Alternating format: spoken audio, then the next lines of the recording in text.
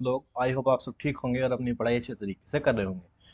Question answer back की जो पे सीरीज ले रहे थे, ये क्वेश्चन आंसर डिस्कशन की जो सीरीज थी, इस सीरीज का हमने पार्ट 1 डिस्कस कर लिया था और अब हम पार्ट 2 में आगे की क्वेश्चन करते हैं। तो पार्ट 1 में हमने क्वेश्चन नंबर 12 तक डिस्कस कर चुके थे। हम पार्ट नंबर 2 में क्वेश्चन नंबर 30 से हम स्टार्ट कर। 13 क्या बोल रहा है? A company register under section 8 of the companies act 2013। अब देखो, जो कंपनी सेक्शन 8 के अंदर रजिस्टर होती है, उस कंपनी की कुछ वे होती है, लिमिटेशंस कहूँ या फिर कुछ प्रोविजन होते हैं। क्या प्रोविजन होते हैं? ऐसी कंपनी पब्लिकली प्रॉफिट कमाने के लिए नहीं बनती, ऐसी कंपनी बनती है चैरिटेबल वर्क करने के लिए, चैरिटेबल पर्पस के लिए, पहली चीज। उसके बाद दूसरी बात है कि ऐसी कंपनी जो है, उनको जो पैसा मिलता है, प्रॉफिट जो जनरेट होता है, वे अपने प्रॉफिट को अपने बिजनेस के ऑब्जेक्टिव में ही लगा सकती है। एंड फाइनल, ऐसी कंपनी अपने मेंबर्स को डिविडेंड नहीं दे सकती, प्रोहिबिशन होता है।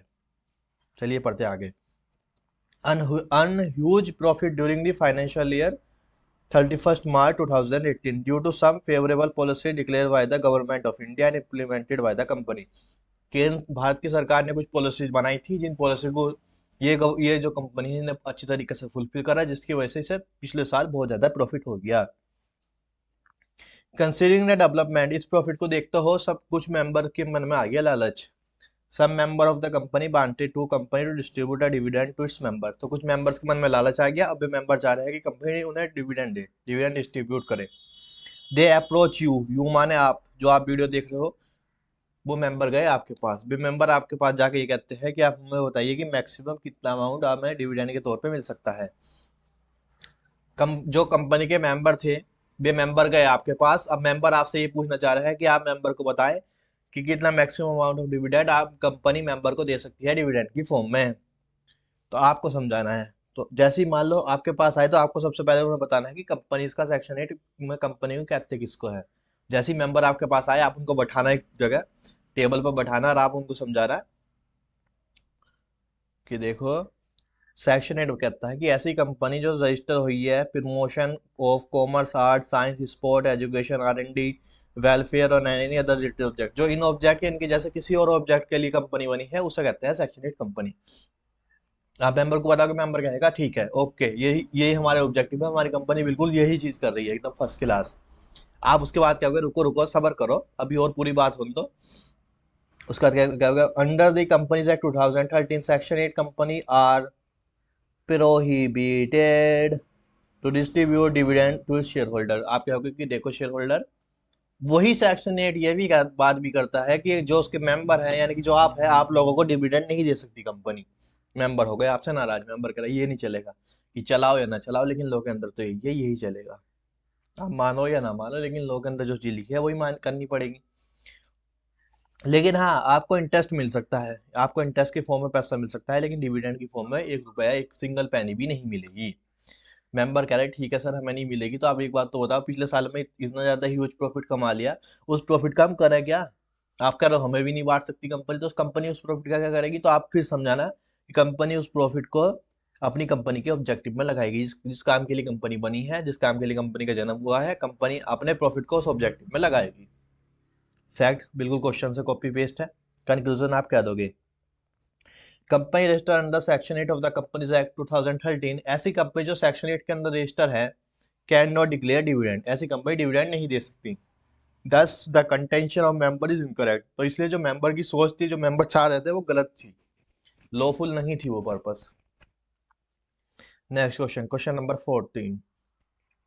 सम of the creditor of pharmaceutical appliance limited have completed have complained that the company was formed by the promoters only to default the creditors and circumvent the compliance of legal provision of Companies Act 2013। क्या बोला, ये कह रहा है कुछ creditor का कहना ये है कि जो कंपनी बनी है, उस कंपनी का कोई बिजनेस का पर्पज नहीं था, उस कंपनी का पर्पज सिर्फ इतना था कि वो अपने क्रेडिटर को ठग सके, क्रेडिटर को नुकसान पहुंचाने का ही पर्पज था। तो आपको बताना है कि क्या कॉर्पोरेट बिल है, और क्या इस केस में कॉर्पोरेट बिल को लिफ्ट करेंगे। देखो समझो क्या कह रहा है ये कह रहा है, ये है एक बंदा ए, ये है कंपनी, एंड ये है क्रेडिटर। ठीक, बंदा ए है, कंपनी है, क्रेडिटर है। अब क्या हो, बंदा ये था, ये प्रमोटर था, इसने कंपनी बनाई, मान लो ये था प्रमोटर। अरे भाई रहने दो, ऐसे ही लिखा रहने दो, ये नहीं चल रहा। ठीक है ना, तो एक बंदा ये था जिसने कंपनी क्रिएट करी थी।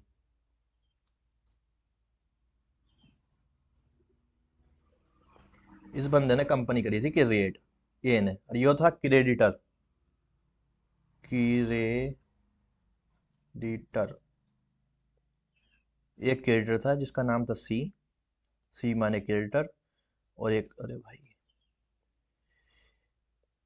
ये मान लो कोई क्रेडिटर था, नाम मत लिखो, एक था क्रेडिटर, एक कंपनी को बनाने वाला था, एक कंपनी थी। अब क्या कया करा गया, इस बंदे ने कंपनी बनाई इस पर्पज से थी कि इसके पास पैसा आ सके और ये पैसे का डिफॉल्ट कर सके। कैसे? कंपनी गई क्रेडिटर के पास, कंपनी ने कहा, उधारी मांगी क्रेडिटर से, क्या आप हमें 50 लाख रुपए उधार दो। कंपनी क्रेडिटर के पास गई, 50 लाख रुपए मांगे, क्रेडिटर ने उसे 50 लाख रुपए दे दिए, पहुंचा दिए 50 लाख। 50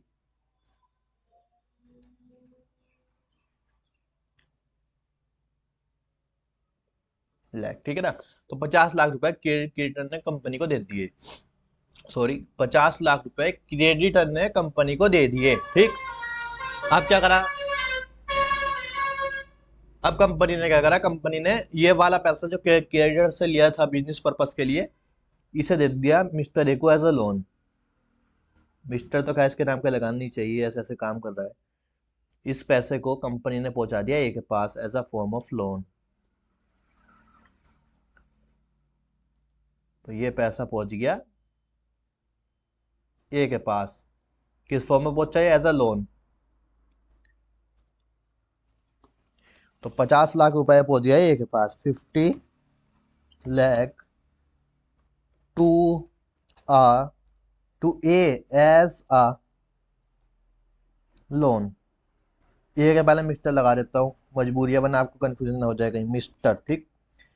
अरे भाई रुक जाओ, लो बस फुल इज्जत। तो इसने 50 लाख रुपए जो उससे लिया था क्रेडिटर से, वो पहुंचा दिया कंपनी बनाने वाले के पास, यानी क्रिएटर के पास। अब जब पहुंचा दिया पैसा, ठीक है, कोई बात नहीं, बिजनेस कुछ करा नहीं, उस पैसे से पैसा पहुंचा दिया ए के पास। अब जब क्रिएटर आया अपना पैसा वापसी मांग रहे, जब क्रिएटर ने कहा कि मेरा पैसा मुझे लौटाओ, return my money, give return my money, तो जब क्रिएटर अपना पैसा लेने आया तो कंपनी ने उसे कर दी मना। कंपनी ने कहा कौन हो आप, कंपनी ने कहा कौन हो आप, देखो पिछले साल हमारा बहुत लॉस हो गया, हमारे पास एक कुछ पैसा नहीं है, अब हम आपको कुछ नहीं दे सकते, नो मनी, हम आपको नो मनी, हम आपको कोई पैसा नहीं दे सकते, नो मनी।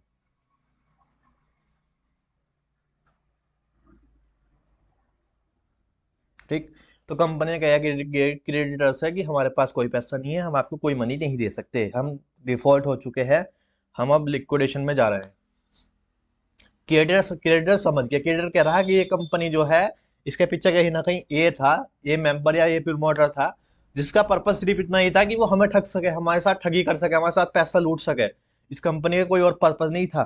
तो उसका उस केस में सी चला गया, यानी क्रेडिटर चला गया कोर्ट में, क्रेडिटर गया कोर्ट में। तो ये क्रेडिटर गया कोर्ट में, दिस बंदा गया इन कोर्ट।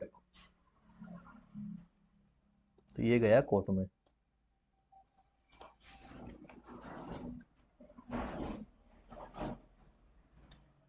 In court. तो ये गया कोर्ट में। तो कोर्ट में जज साहब ने कहा कि हाँ, ये कंपनी जो बनी थी एक फर्जी कंपनी थी, इसका पर्पस सिर्फ इतना था कि इसके एडिटर को ठग सके, ताकि ये 50 लाख रुपया ए के पास पहुंच सके, बाकी और इस कंपनी का कोई पर्पस नहीं था। तो इस केस में इस कंपनी को माना जाएगा शैल कंपनी, और जो ये बनाने वाला था और कंपनी थी ने एक ही बंदा माना जाएगा। और जो ये 50 लाख रुपए कंपनी से रिकवर करते हैं, वो क्रिएटर को अधिकार मिल जाएगा कि वो अपना रुपया ए से रिकवर कर सके। यानी कोर्ट ने क्या करा, कोर्ट ने किया, एक second,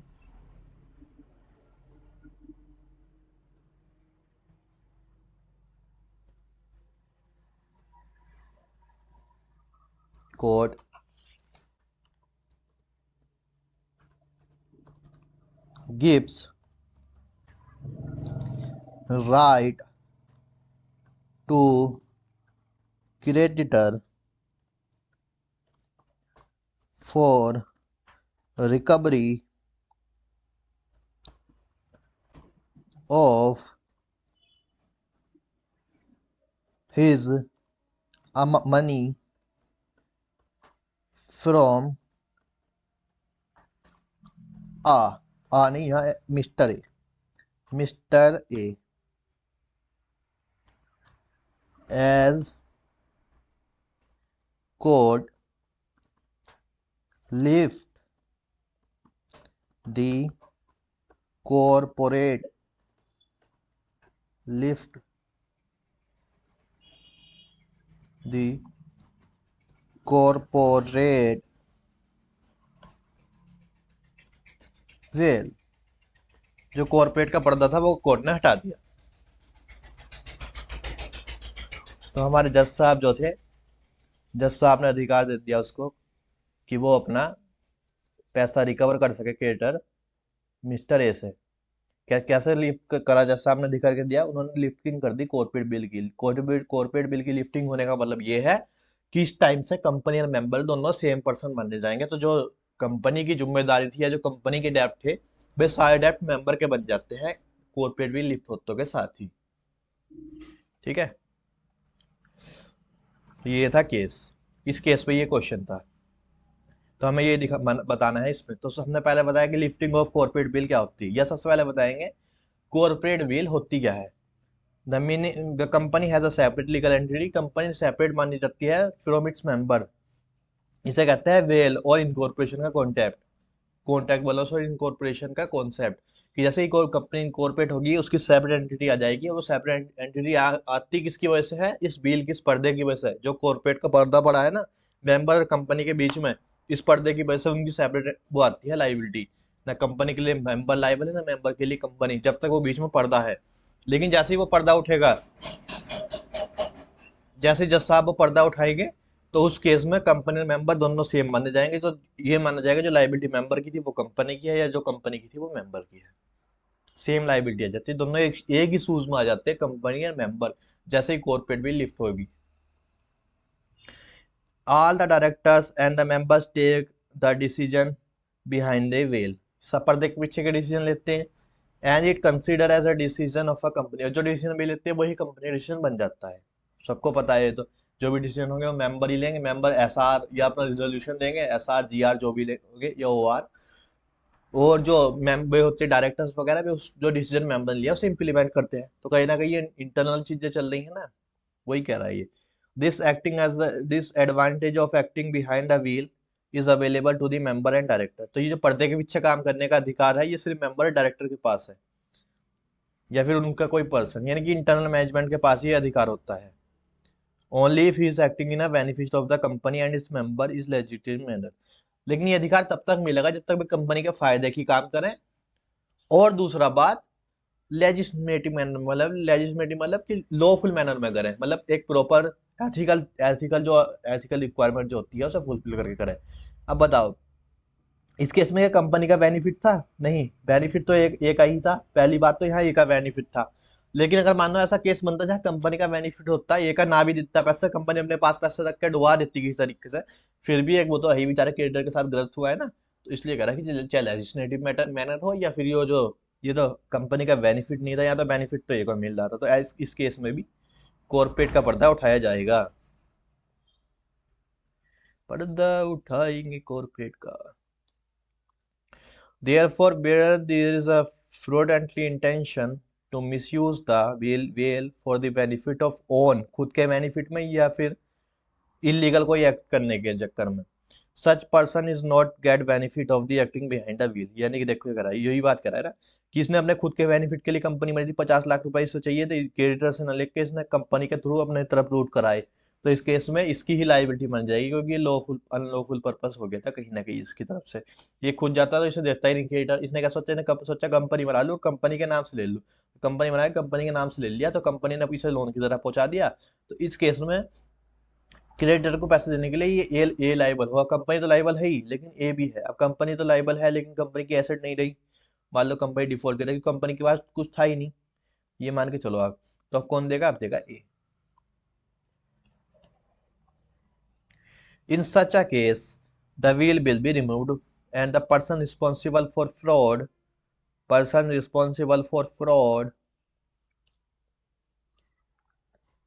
shall be punished penalized and will be held personally liable। तो ऐसे केस में उसे उसे ही पर्सनल पनिशमेंट मिलेगा और वही पर्सनली लाइबल होगा उस अमाउंट के लिए जो अमाउंट क्रेडिटर का है, ये जो उसने डिफॉल्ट करा है, कोई सा भी केस हो। किन किन केस में कॉर्पोरेट बिल लिफ्ट होती है, सारे के सारे केस के नाम बता दिए, देखो सब लिख दिए जितने भी हैं। तो बस इतना हमारा क्वेश्चन था। क्वेश्चन में बोल रहा था किसी एक फर्जी की क्रिएटर को लग रहा है इस कंपनी के कि उसने फर्जी कंपनी बनाई है इस चीज के लिए, तो वो क्या कर सकता है? पूछा क्या था हमसे, in this context you are seeking your advice, meaning of corporate veil क्या है और वो प्रमोटर कब कब लाइबल हो सकता है। तो कॉर्पोरेट बिल बता दी हमने क्या है, प्रमोटर इन केसों में लाइबल होता है। इनमें से अगर कोई सा भी केस ट्रिगर हो गया तो प्रमोटर ही लाइबल बनेगा, प्रमोटर या बंदा जो डायरेक्टर है या मेंबर है वो लाइबल बनेगा। नेक्स्ट क्वेश्चन पढ़ते हैं। मिस्टर, ये देखो ये वाला क्वेश्चन जो है ये वो है गिलफार्ड मोटर वर्सेस होन वाला, कि जब एक कंपनी बनाई जाती है कि दूसरी कंपनी के साथ जो एग्रीमेंट हुआ है उसका ब्रीच करने के लिए। गिलफार्ड मोटर वर्सेस होन में हमने क्या पढ़ा था कि गिलफार्ड भाई थे, गिलफार्ड मोटर थी, उसमें होन काम कर गया था। तो उन जो कंपनी वाले थे उन्होंने होन के साथ एग्रीमेंट कर लिया था कि आप हमारे क्लाइंट को सोलिसिट नहीं कर सकते। अब होन ने क्या करा, होन ने कहा कि ठीक है, लेकिन कुछ टाइम बाद होन ने जॉब छोड़ दी। होन ने अपनी बीवी और अपने जो उसके काफी सारे जो भी बच्चे थे उनके साथ मिलके 7 मेंबर इकट्ठे करके एक पब्लिक कंपनी बना दी। अब क्या हुआ, जब वो पब्लिक कंपनी बनी तो उस केस में होन ने कहा कि देखो भाई मैं तो मेन मेंबर हूं नहीं, तो मेरे नाम पर कंपनी कंपनी चलाई वाइफ के नाम पे। और सेम क्लाइंट जो क्लाइंट कंपनी के थे वो उठा के अपने पास ले आया सस्ते रेट में, उन्हीं क्लाइंट को सेम सर्विस देना चालू कर दिया। कंपनी ने कहा कि हाँ ये कि कंपनी ने कहा कि ये जो गिलफार्ड वो होन है इसका पर्पज सिर्फ इतना था कंपनी बनाने का कि ये हमारे क्लाइंट को चोरी कर सके, हमारे क्लाइंट को चुरा के ले जा सके। तो कंपनी चली गई कोर्ट में, कोर्ट में जज साहब ने भी ये बात मान ली कि हाँ होन तुम्हारा पर्पज सिर्फ इतना ही था कि तुम उस कंपनी के क्लाइंट को सोलिसिट कर सको। तो इस केस में हम ये मान लेंगे कि कंपनी और तुम एक हो, तुम प्रमोटर हो, क्योंकि प्रमोटर की डेफिनेशन वो बंदा भी आता है जिसके मन में ये विचार आता है कि कंपनी बनानी है, वो भी कहीं ना कहीं प्रमोटर मानना जाता है। तो इसलिए कह रहे हैं क्योंकि तुम भी प्रमोटर की डेफिनेशन के अंदर फॉल कर रहे हो, इसीलिए हम तुमको ही प्रमोटर मानेंगे और तुम्हें और कंपनी को एक मानेंगे। तो ऐसा मानेंगे कंपनी ने जो ब्रीच करा वो तुमने भी ब्रीच करा वही, तो अब क्योंकि तुमने ब्रीच करा तो तुम्हें उसके कंसिक्वेंस भुगतने पड़ेंगे। वही केस सिंपल ही है, मिस्टर ध्रुव बन गए होन, बाकी सब सेम है, आप पढ़ना देखो। Mr. Dhruv was appointed as an employee in Sun Moon Timber Private Limited on a condition that if he were to leave his employment, अगर वे अपनी जॉब छोड़ेंगे तो वो उस कंपनी के जो सनरूफ है उसके क्लाइंट को सोलिसिट नहीं करेगा। कौन? ध्रुव। लेकिन ध्रुव तो आपको पता ही है कैसा है Dhruv. After some time he was fired from the company, लेकिन जैसे उसके लक्षण थे और जैसे वो काम कर रहा था कंपनी में ज्यादा दिन टिक नहीं पाया, कंपनी ने उसे भगा दिया, कहा जाओ। He set up his own business under the proprietorship and undercut Salmon, वो सैलमन बोला sorry, सनमून timber private limited price. उसने क्या करा, उसने एक अपनी कंपनी बनाई खुद की, और जो सनमून का प्राइवेट प्राइस था, मान लो उसका प्राइस 100 रुपए पर पीस था किसी चीज का, तो उसने करा, उसने कहा कि नहीं मुझे पता है ये 100 में बेचते हैं, मैं 70 में बेचूंगा, आओ सारे कंपोनेंट सारे जो उसके कस्टमर है वो अपने पास खींच लूंगा, तो इसलिए प्राइस कम रखा। तो इसे कहता है प्राइस, इसे कहते हैं प्राइस पेनिट्रेशन। तो इसने क्या करा, प्राइस कम रखा एज कंपेयर टू अपने राइवल, जो उसका राइवल था उसके कंपैरिजन में अपना प्राइस कम कर दिया। उसने करा on the legal advice from his legal consultant, तो जो ध्रुव का लीगल कंसल्टेंट था उसकी एडवाइस पे उसने क्या करा, उसने कहा कि provision of breach of contract के प्रोविजन अट्रैक्ट ना हो, इसलिए उसने जो कंपनी बनाई वो बनाई 7 स्टार टिम्बर प्राइवेट लिमिटेड अपनी वाइफ के नाम से, और अपने फ्रेंड को बना दिया उसने डायरेक्टर। अपनी वाइफ को बना दिया मेंबर, अपने फ्रेंड को बना दिया डायरेक्टर। और प्राइवेट कंपनी में 2 ही बंदे चाहिए, 2 ही बंदे हो गए, इसमें ध्रुव का कहीं नाम ही नहीं है। तो जब ध्रुव का नाम ही नहीं है, ध्रुव ने सोचा मेरा नाम ही नहीं है, मैं पकड़ा ही नहीं जाऊंगा, पकड़ा जाऊंगा तो मैं देखा दूंगा मेरी वाइफ की कंपनी, मेरी कौन सी कंपनी है। कंटिन्यू, तो फिर उसका उसमें सनमून टिम्बर लिमिटेड फाइल, लेकिन सनमून टिम्बर लिमिटेड को पता, सनमून टिम्बर लिमिटेड सोच रहा है कि यार ये हमारे क्लाइंट जा कहाँ रहे हैं, इतना अच्छा प्राइस दे रहे हैं, इतनी अच्छी क्वालिटी दे रहे हैं, फिर ये जा कहाँ रहे हैं। तो उन्होंने पता लगाया, उन्होंने पता चला कि ध्रुव भाई ने इनडायरेक्टली कंपनी बना दी है अपनी। तो वो जो टिम्बर की सनरूफ वाली जो मेन कंपनी थी वो गई कोर्ट के पास। उन्होंने कहा कि देखो सर, जब ये ध्रुव हमारे पास काम करने आया था, हमें इस पर शक था, तो इसलिए हमने पहले ही एग्रीमेंट करा लिया था। हमने कहा था कि तुम हमारे क्लाइंट को सोलिसिट ना करना। अब देखो ये खुद तो नहीं कर रहा, अपनी वाइफ के थ्रू करा रहा है, तो वाइफ भी कहीं ना कहीं रिलेटिव पर्सन तो है। सॉरी, वाइफ भी कहीं ना कहीं रिलेशनशिप में तो आती है ना, रिलेटिव पर्सन तो मानी जाती है। तो खुद ना करके अपने रिलेटिव पर्सन के थ्रू करा रहा है। तो उस केस में कोर्ट ने भी कहा कि हाँ, ध्रुव की गलती है, और हम ध्रुव को और कंपनी को एक मानेंगे। और अब जो ध्रुव की ने जो कॉन्टैक्ट हो रहा है, जो कंपनी ने कॉन्टैक्ट हो रहा है, उसे मानेंगे कि ध्रुव ने ही कॉन्टैक्ट तोड़ दिया, और उस केस में हम ध्रुव को लाइबल ठहराएंगे। ये था केस। सबसे पहले बताना है कॉर्पोरेट बिल क्या है, किन किन केस में लिफ्ट होती है, एंड उसके बाद बताना है ये वाला क्वेश्चन। देखो ये गिल्फार मोटर वर्सेस हॉर्न वाला केस मेंशन कर देना। सिर्फ इतना लिखाना, इतना लिखाने का आपको हाफ मार्क्स एक्स्ट्रा मिलेगा, तो इतना प्लीज लिख के आ जाना। Where drive of incorporation is adopted, जब इनकॉर्पोरेशन कंपनी को एज हथियार के तौर पर इस्तेमाल करा जाता है for some illegal or improper purpose. जब कुछ इलीगल या इम्प्रॉपर पर्पस के लिए कोई कंपनी बनती है, या डिफॉल्ट और सरकमवेंट लॉ को तोड़ने के लिए, तो उस केस में कॉर्पोरेट बिल को उठा दिया जाता है। जज साहब कहते हैं पर्दा उठा ही दिया जाए, हमको देखना है इस पर्दे के पीछे कौन आदमी का चेहरा चमकेगा। तो जैसे कोर्ट ने इस केस में पर्दा उठाया, तो उसके पीछे ध्रुव भाई खड़े थे अपनी वीडियो में, ये तो ध्रुव भाई को कंपनी, उन्होंने कहा कोर्ट ने, जज साहब ने, आओ आओ कटघरे में आओ, इधर आओ, तुम्हारा हिसाब करना है। तो ध्रुव भाई गए कटघरे में, और फिर जज साहब ने अपना फैसला सुना दिया ध्रुव के अगेंस्ट। फैक्ट कॉपी करना और कंक्लूजन देना। It was decided by the court in the case Gilford motor versus Horne, if a company is formed simply as a mere device to evade legal obligation, though it is only for limited and discrete circumstances, the court can pierce the corporate bill, यानी court can lift the corporate bill ऐसे case में। in other words, if the company is mere a shame or call, मतलब ऐसी company जो एक same company है जिसका purpose लोगों को ठगना ही है, उस केस में सेपरेट लीगल एंटिटी को कोर्ट खत्म कर देता है, डिसरिगार्ड कर देता है। कोर्ट कहता है भागो यहाँ से, ना तुम और कंपनी आज से एक हो। तो जो कंपनी की जिम्मेदारी थी, जो कंपनी की लायबिलिटी, वो तुम्हारी थी, और जो तुम्हारी लायबिलिटी पे कंपनी की थी। अगर कंपनी ने कुछ चीज कॉन्टैक्ट करा और वो ब्रीच करा, तो उसके लिए तुम लायबल, और तुमने कोई कॉन्टैक्ट करा और वो ब्रीच करा, उसके लिए कंपनी लायबल। दोनों मिलकर अब तुम भुगतो।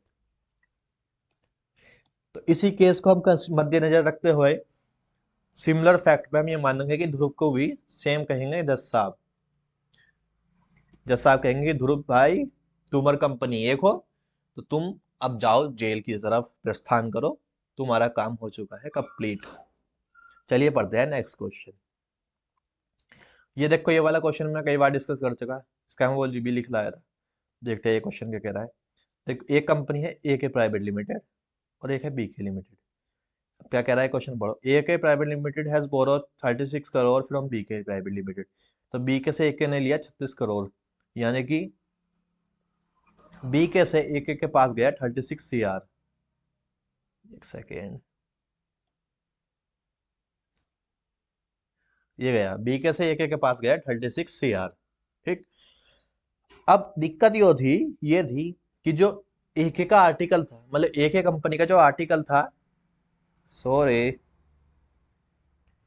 पढ़ लेते हैं आर्टिकल, बोला सॉरी, मेमोरेंडम। ए कंपनी का जो मेमोरेंडम था, उसमें ये चीज लिखी थी कि कंपनी सिर्फ एक बार में 30 CR तक मंगा सकती है। ऐसे में एग्जांपल दिया करता था, ऊपर भी मैं देता था रॉ मटेरियल सप्लायर का, लेकिन यहाँ है बोरोवर का। पढ़ लेते हैं आगे। हाउएवर, लेकिन as per the MOA of A K private limited, A K private limited के मेमोरेंडम में ये बात थी कि मैक्सिमम बोरोइंग पावर जो थी कंपनी को 30 करोड़ थी। कंपनी मैक्सिमम 30 करोड़ ले सकती थी। कंपनी की मैक्सिमम बोरोइंग पावर कितनी थी? 30 करोड़।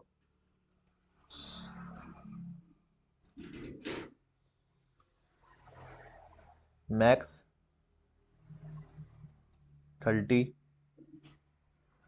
CR, कि वो मैक्सिमम 30 CR ले सकती थी अपने MOA के हिसाब से, लेकिन उसने लिया कितना? 36 CR।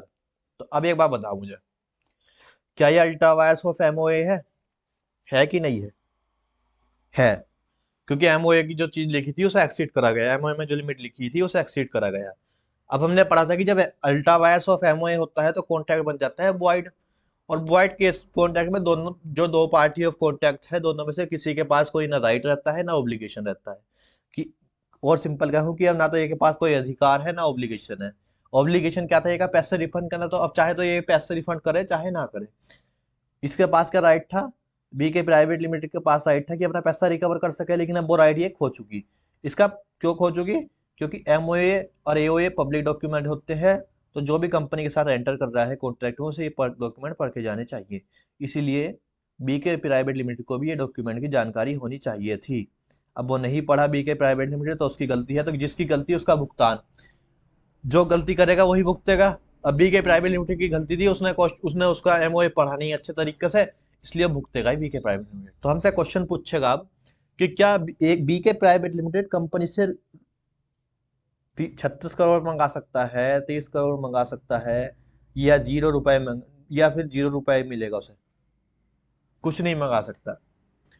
ए ऑप्शन है 36 करोड़, बी ऑप्शन है 30 करोड़, सी ऑप्शन है 20 करोड़ और डी ऑप्शन है नन। तो इस केस में बी के प्राइवेट लिमिटेड के पास एक सिंगल पैनी मंगाने का भी अधिकार नहीं रह जाता वापसी अपनी ए के प्राइवेट लिमिटेड से। तो इस केस में आंसर आएगा नन। तो आंसर होगा नन, यानी कि सिंगल रुपया नहीं मंगा सकता। अब फिर ये पूछेगा उसके बाद क्वेश्चन कि B K private limited A K private limited से अगर 1 रुपया भी नहीं मांग सकता, उसके पैसे डूब गए, वो किसी और से भी नहीं मांग सकता? नहीं, मानना है वो कंपनी से नहीं मांग सकता, लेकिन जो बंदा गया होगा कंपनी के बिहाफ में इसके साथ एग्रीमेंट करने, इसके साथ बातचीत करने, उस बंदे को स्यू कर सकती है कंपनी, उस पर्सन को स्यू कर सकती है कंपनी। कह सकती है कोर्ट में कहेगी, कोर्ट के कहेगी उस बंदे से, कहेगी आओ कोर्ट में आओ मालिक, तुमने हमें, मान लिया ये हमारी गलती थी, तो हम कंपनी से नहीं मांग रहे, लेकिन हम तुमसे तो मांग रहे हैं, तुम तो मांगेंगे, हम तुमसे मांगेंगे, अब तुम दो हमें, बात खत्म। तो ये करेगी पर्सन पे case,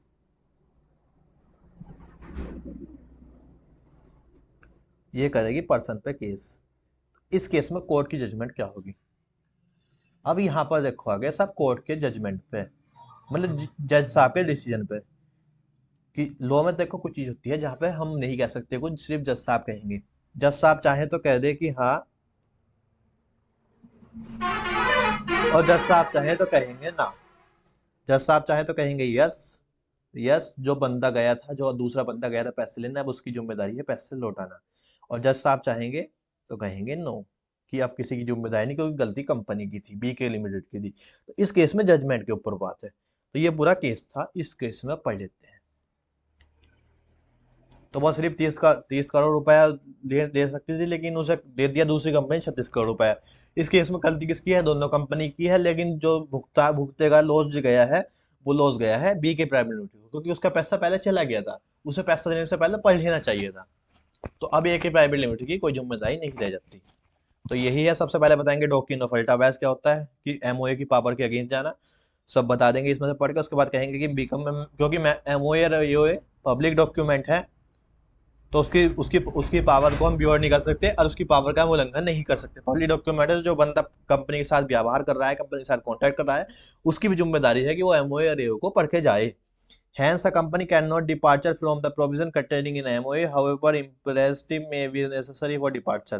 Hence, any agreement otherwise the company shall be nulled. तो कंपनी के साथ जो भी ऐसा एग्रीमेंट होगा जो एमओए या एओए को ब्रीच करेगा, वो नल एंड वॉइड कहलाएगा। लेकिन हाँ, एक बात है कि जो एओए को ब्रीच करता है, माना वो भी नल एंड वॉइड है, लेकिन कंपनी चाहे तो उसे सुधार कर सकती है 3/4 मेजोरिटी के साथ। इसे कहते हैं स्पेशल रिजोल्यूशन। जितने मेंबर उस टाइम में मीटिंग में बैठे होंगे, जिस मीटिंग में ये जिक्र होगा, इस बात पर चर्चा होगी, उस मीटिंग में जितने मेंबर बैठे होंगे, उसमें से 3/4 मेंबर ने अपनी सहमति दे दी, तो उस केस में कहा जाएगा कि ये ऐसा एक्ट है जो एमओए के विधि नहीं है, उसे ऐसा करके ट्रीट कर देंगे, एमओए को अल्टर कर देंगे, और फिर उस ट्रांजेक्शन को वैलिड कर देंगे। लेकिन एओए के, एमओए बोला हूँ, sorry sorry sorry for that, AOA, और अगर कोई चीज ऐसी है जो मेंबर को भी मेमोरेंडम को ब्रीच करती है, तो उस केस में उसका उल्लंघन, उसका सुधार हो ही नहीं सकता। आप ये मान के चलिए, कुछ ही केस में सुधार होता है, वो सुधार करता है ट्रिब्यूनल या रजिस्ट्रार, लेकिन वो कुछ ही केस है, बे केस इसके अंदर फॉल नहीं कर रहा, इस वजह से आप ये मान के चलिए कि सुधार होएगा ही नहीं। सेकेंडली बात, एक चीज होती है अल्ट्रा वायर्स द कंपनी, यानी कि अल्ट्रा वायर्स द एमओए। जहां बोलेगा अल्ट्रा वायर्स द कंपनी, उसका मतलब होता है अल्ट्रा वायर्स द एमओए। और जहां बोलता है अल्ट्रा वायर्स द डायरेक्टर, उसका मतलब होता है अल्ट्रा वायर्स द एओए। तो अगर कोई ऐसा एक्ट है जो अल्ट्रा वायर्स द कंपनी है, सॉरी अल्ट्रा वायरस बोलो, ऐसा कोई एक्ट है आप मान के चलो जो इंट्रा वायरस था कंपनी, यानी कंपनी के तो विद इन है, लेकिन डायरेक्टर्स की अल्ट्रा वायरस का डायरेक्टर है, तो क्या उसे रेक्टिफाई कर सकते हैं? हाँ।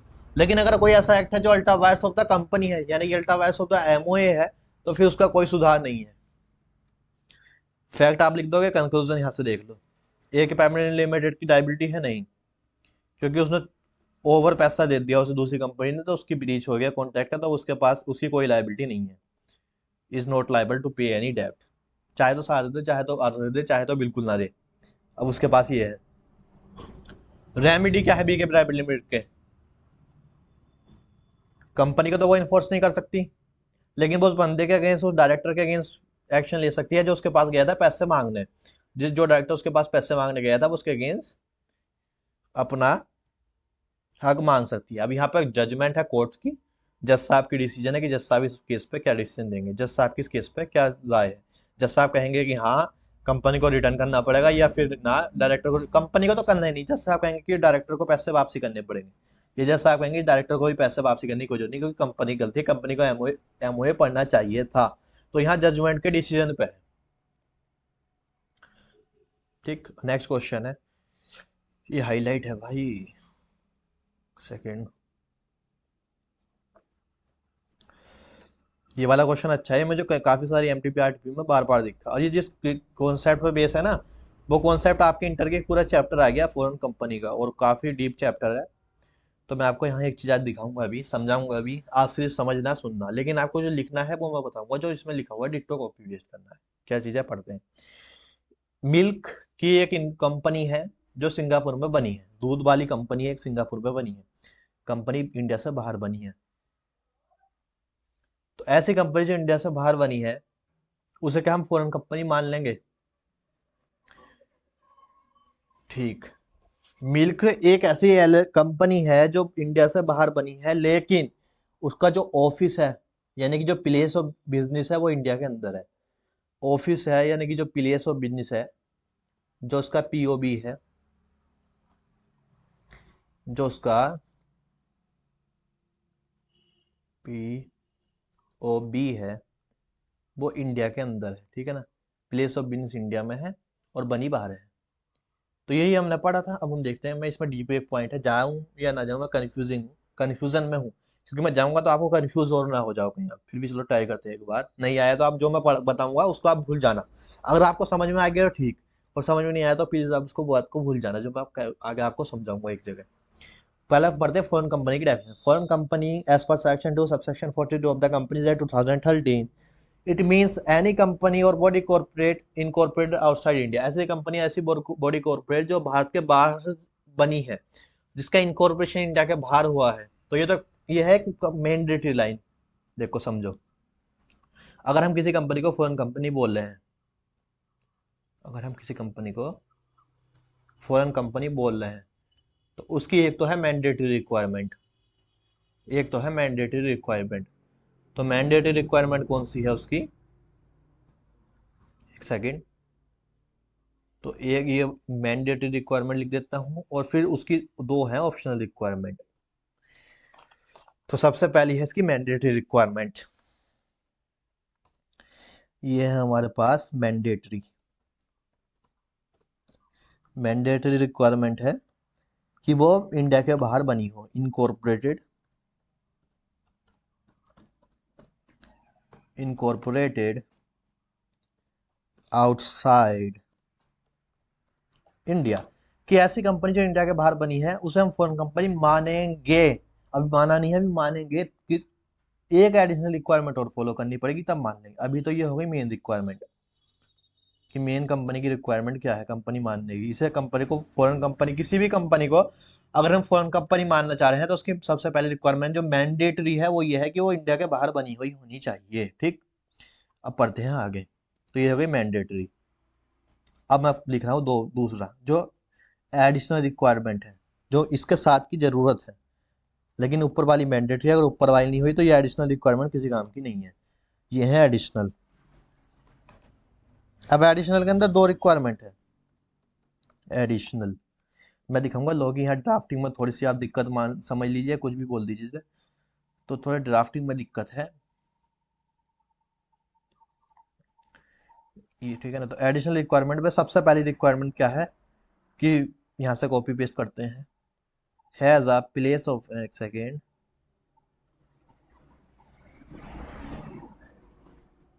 अरे यार हो जा भाई,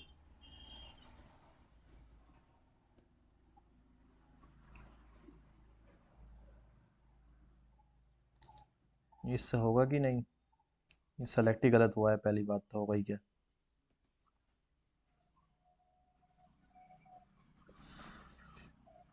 नहीं हो रहा, जाने दो।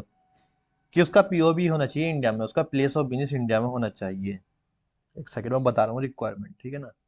तो पहली एडिशनल में पहली चीज है पीओबी, यानी उसका प्लेस ऑफ बिजनेस। एक सेकंड, यहाँ कहाँ आ गए हम, कहाँ से कहाँ आ गए हम। प्लेस ऑफ बिजनेस उसका होना चाहिए इंडिया में, चाहे प्लेस ऑफ बिजनेस उसका इंडिया में होना चाहिए। फिर से कुछ है इसके अंदर बात, एक सेकेंड, ये डेफिनेशन थोड़ी इनकरेक्ट ड्राफ्टिंग है, तो मैं आपको वही दिखा रहा हूँ, पहले समझा देता हूँ।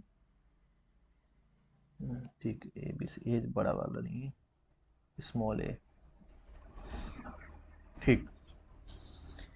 बाय इटसेल्फ, चाहे खुद के थ्रू, और एजेंट, ठीक है ना, चाहे खुद करे कंपनी, चाहे अपने एजेंट के थ्रू करे। सेकंड, एजेंट, चाहे खुद करे चाहे एजेंट के थ्रू करे, चाहे फिजिकली करे चाहे इलेक्ट्रॉनिकली, फिजिकली और इलेक्ट्रॉनिकली,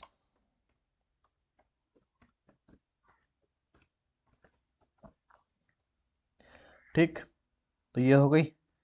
अब यहाँ यहाँ पे एक चीज आगा, यहाँ पे देखो आगा और, यहाँ पे होना चाहिए और मैं इसे हाईलाइट कर रहा हूँ, फिर मैं आपको समझाऊंगा डिटेल में कि ये क्या बात कह रहा है, क्यों यहाँ और होना चाहिए, क्यों यहाँ गलती से उन्होंने एंड लिख रखा है। तो आपको आंसर में एंड ही लिखना पड़ेगा, लेकिन आपको समझिए कि यहाँ एंड नहीं, ये और है। और दूसरी रिक्वायरमेंट क्या है, conduct any business activity in India in any other form.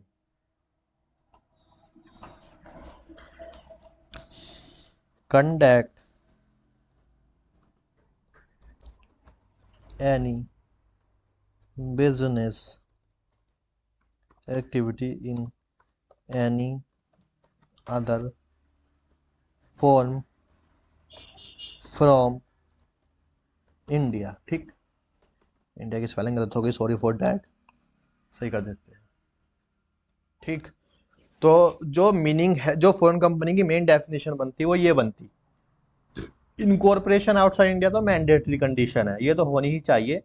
तो पहली हमें ये वाली कंडीशन फुलफिल करनी पड़ेगी। इसके बाद जाएंगे हम कंडीशन 2 पे, यानी कि एडिशनल कंडीशन। एडिशनल कंडीशन में या तो हम ये वाली कंडीशन को फॉलो कर दें या फिर इस वाली को कर दें, दोनों में से अगर एक भी कंडीशन फुलफिल हो जाती है तो फॉरेन कंपनी बन जाती है। लेकिन हमारे जो लॉ के अंदर लिखा गया है वो लिखा गया है यहाँ एंड, ये लिखा हुआ है यहाँ एंड। ये एंड बाय डिफॉल्ट मानिए आप गलत है, लेकिन जब भी फॉरेन कंपनी का क्वेश्चन आएगा तो आपको लिखना एंड है। लेकिन मैं आपको समझा रहा हूँ कि ये एंड नहीं है, ये और है। समझिए कैसे। अलीबाबा का नाम सुना है? अलीबाबा एक चाइना की कंपनी है, जैसे यहाँ भारत का फ्लिपकार्ट है, ऐसे चाइना का अलीबाबा है। अलीबाबा ना तो खुद यहाँ अलीबाबा की एक भारत के अंदर कोई ऑफिस है, ना ही उसका एजेंट है कोई, ठीक। ना ही वो फिजिकली है, ना इलेक्ट्रॉनिकली भारत के अंदर नहीं है। अलीबाबा भारत के अंदर नहीं है, लेकिन फिर भी कुछ भारत के बंदे हैं जो अलीबाबा से चाइना का सस्ता सामान मंगा लेते हैं। तो उस केस में ये बताइए, क्या अलीबाबा ने भारत से इनकम जनरेट कर ली, भारत से बिजनेस जनरेट कर लिया? हाँ, कर चुके। तो ऑल दो उसका कोई यहाँ प्लेस ऑफ बिजनेस नहीं था इंडिया में, चाहे खुद हो या एजेंट के थ्रू हो, फिजिकली हो इलेक्ट्रॉनिकली हो, उसका कोई ऑफिस नहीं है। अलीबाबा का सिंगल ऑफिस भी यहाँ अपने क्या बोलते हैं इंडिया के अंदर नहीं है। लेकिन फिर भी कुछ इंडियन है जो सामान मंगा रहे हैं अलीबाबा से, तो उस केस में अलीबाबा भी फॉरेन कंपनी की डेफिनेशन के अंदर आ जाती है।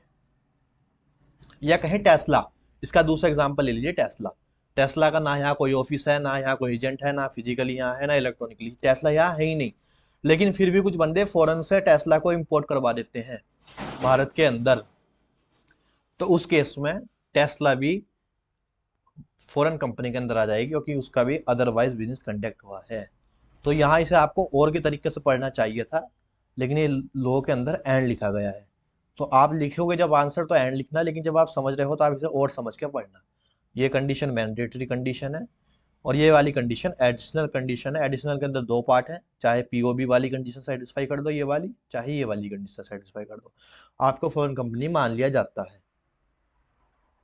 ठीक, तो यही है। तो मैं ये समझाता, अब आपको ये समझ में आ गया तो ठीक है कि और की जगह एंड है, और नहीं आया तो आप इसको भूल जाना, आप सीधा डेफिनेशन रटना, याद करना, और आपको इंटरमीडिएट डिटेल में पढ़ाया जाता है। Which has a place of business in India, ऐसी कंपनी जिसका प्लेस ऑफ बिजनेस इंडिया में है, चाहे खुद हो, चाहे एजेंट के थ्रू हो, चाहे फिजिकली हो, चाहे इलेक्ट्रॉनिकली हो। इलेक्ट्रॉनिकल का एग्जांपल अमेजोन, लेकिन अमेजोन का भी ऑफिस है भारत के अंदर। मतलब ये है कि माना वो इलेक्ट्रॉनिकली बिजनेस कर रहा है, लेकिन अमेजोन इंडिया का ऑफिस है भारत के अंदर, अमेजोन का खुद का ऑफिस है भारत के अंदर। तो इसलिए कह रहा हूँ उसका ऑफिस अगर भारत के अंदर है तो प्लेस ऑफ बिजनेस सेटिस्फाई होगी, चाहे वो बिजनेस करे फिजिकली या इलेक्ट्रॉनिकली। बिजनेस करने से और ऑफिस होने से दोनों अलग अलग चीज है। लेकिन अगर कोई ऐसी कंपनी है जो इंडिया के बाहर बनी है और उसका भारत में एक जगह ऑफिस भी नहीं है, कोई उसका एजेंट नहीं है, कुछ नहीं बैठा उसका, और वो उसके उससे फिर भी अब कोई भारत का बंदा बिजनेस कर लेता है, कुछ सामान मंगा लेता है, सामान दे देता है, तो उस केस में उसे भी माना जाएगा फॉरेन कंपनी। तो यहाँ हमें एंड की जगह और पढ़ना है जब हम समझे, लेकिन जब हम आंसर की ड्राफ्टिंग करेंगे तो यहाँ एंड ही लिखना पड़ेगा, मजबूरी है हमारी। कंक्लूजन करते हैं, as a milk limited is incorporate in Singapore having a place of business in Pune India, it is a foreign company, तो उसे माना जाएगा फॉरेन कंपनी, क्योंकि उसका रजिस्टर्ड ऑफिस यानी कि प्लेस ऑफ बिजनेस कहाँ था, इंडिया में, पुणे में, क्योंकि पुणे इंडिया का पार्ट है तो इसलिए माना जाएगा। अच्छा, एक और चीज बता दीजिए आप मुझे, चलिए मैं आपसे पूछता ही नहीं क्योंकि वो थोड़ा हार्ड हो जाएगा आपके लिए। आपने एसईजेड का नाम सुना है, special economical zone, gift city, Gujarat की गिफ्ट सिटी। ये जो एसईजेड होते हैं, जो स्पेशल इकोनॉमिकल जोन होते हैं, ये भारत के अंदर ही बने हुए होते हैं, लेकिन ऐसा ट्रीट कर जाता है कि ये भारत का हिस्सा नहीं है।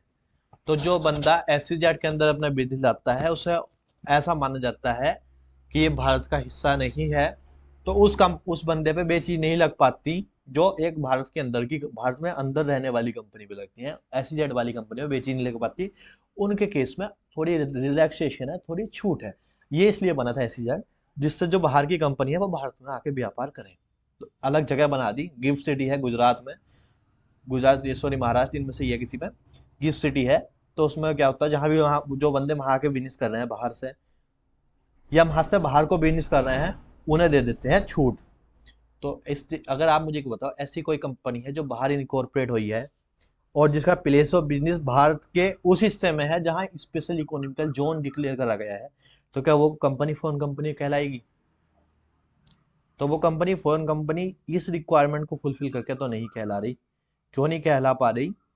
क्योंकि उसका प्लेस ऑफ बिजनेस इंडिया के अंदर नहीं है। माना वो गिफ्ट सिटी जो बनी हुई है वो भारत की जमीन पर बनी हुई है, लेकिन उसे ऐसा ट्रीट करा जाता है कि वो भारत का पार्ट नहीं है फॉर बिजनेस पर्पसेस। तो इस वजह से कह रहे हैं कि अगर मान लो कोई स्पेशल इकोनॉमिकल जोन में भी बनी है कोई फॉरेन कंपनी, आकर अपना ऑफिस स्पेशल इकोनॉमिकल जोन के अंदर बनाया है, तो उस केस में उसे फॉरेन कंपनी नहीं माना जाएगा प्रोविजन वन के तहत। लेकिन प्रोविजन टू के अंदर बन जाएगी वो फॉरेन कंपनी, हाँ, क्योंकि वो बिजनेस तो कर रही है भारत में। माना कि वो उससे उस स्पेशल इकोनॉमिकल जोन में गुड बना रही है, लेकिन बेस तो भारत के अंदर रही है। तो इसलिए देखो ये और की दूसरी इंपॉर्टेंट ये है, क्योंकि अगर ये और नहीं होता तो ऐसी कंपनी जो एसईजेड के अंदर आके बिजनेस करती है वे फॉरेन कंपनी ही नहीं बन पाती। तो अगर अगर ये दूसरी कंडीशन में और ना आए तो मैंने आपको दो एग्जांपल दिए कि ये एंड नहीं है, ये एंड गलत है, ये एंड की जगह और है। लेकिन जब भी आप आंसर लिखोगे तो आपको मजबूरी में एंड ही लिखना पड़ेगा, इसलिए मुझे भी मजबूरी में यहाँ पे एंड ही लिखना पड़ा। आपने और लिख दिया तो नंबर काट लेगा एग्जामिनर। तो आपको लिखने के लिए एंड लिखना है, लेकिन समझने के लिए आपको और समझना है इसे। ठीक, बहुत हैवी डिस्कशन हो गई। तो आप ये मान के चलना, अगर आपको ये वाली चीज़ समझ में नहीं भी आई तो आपको सिंपली ये चीज़ रटनी है कि हाँ एंड है, ये आप कहूँ तो ये सिर्फ आपको ये आंसर रटना है। लेकिन मैंने आपको कॉन्सेप्ट क्लियर करा कि एंड नहीं हो रहा है, क्योंकि जब आप इंटर में आओगे तो डिटेल चैप्टर है, तो मैं सोच रहा था आपका बेस यहाँ से क्लियर कर दें, ताकि आप इंटर में जब किसी फैकल्टी से पढ़ेंगे तो जब वो समझाए तो आपको एक बार याद आ जाए कि हाँ फाउंडेशन में ऐसा कुछ पढ़ा था हल्का हल्का सा। नेक्स्ट क्वेश्चन, ये वाला क्वेश्चन भी हमने करा है। ये क्वेश्चन उस पर बेस है कि जो मैक्सिमम नंबर ऑफ मेंबर की लिमिट है प्राइवेट कंपनी की, इसमें 200 की लिमिट है। तो अगर 200 से ज्यादा मेंबर हो जाएंगे तो हमें पब्लिक में कन्वर्ट करना पड़ेगा। हमने क्या पढ़ा था, हमने पढ़ा था अपने पीपीटी में, एक सेकेंड, देखो हमारी पीपीटी में भी था ये क्वेश्चन। हमारी पीपीटी में ये था कि एक पब्लिक कंपनी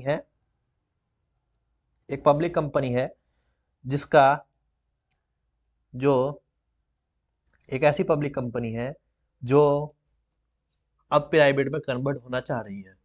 तो क्या वो पब्लिक कंपनी प्राइवेट में कन्वर्ट हो सकती है? हाँ हो सकती है, लेकिन उसका मैक्सिमम मेंबर 200 से ज्यादा नहीं होने चाहिए।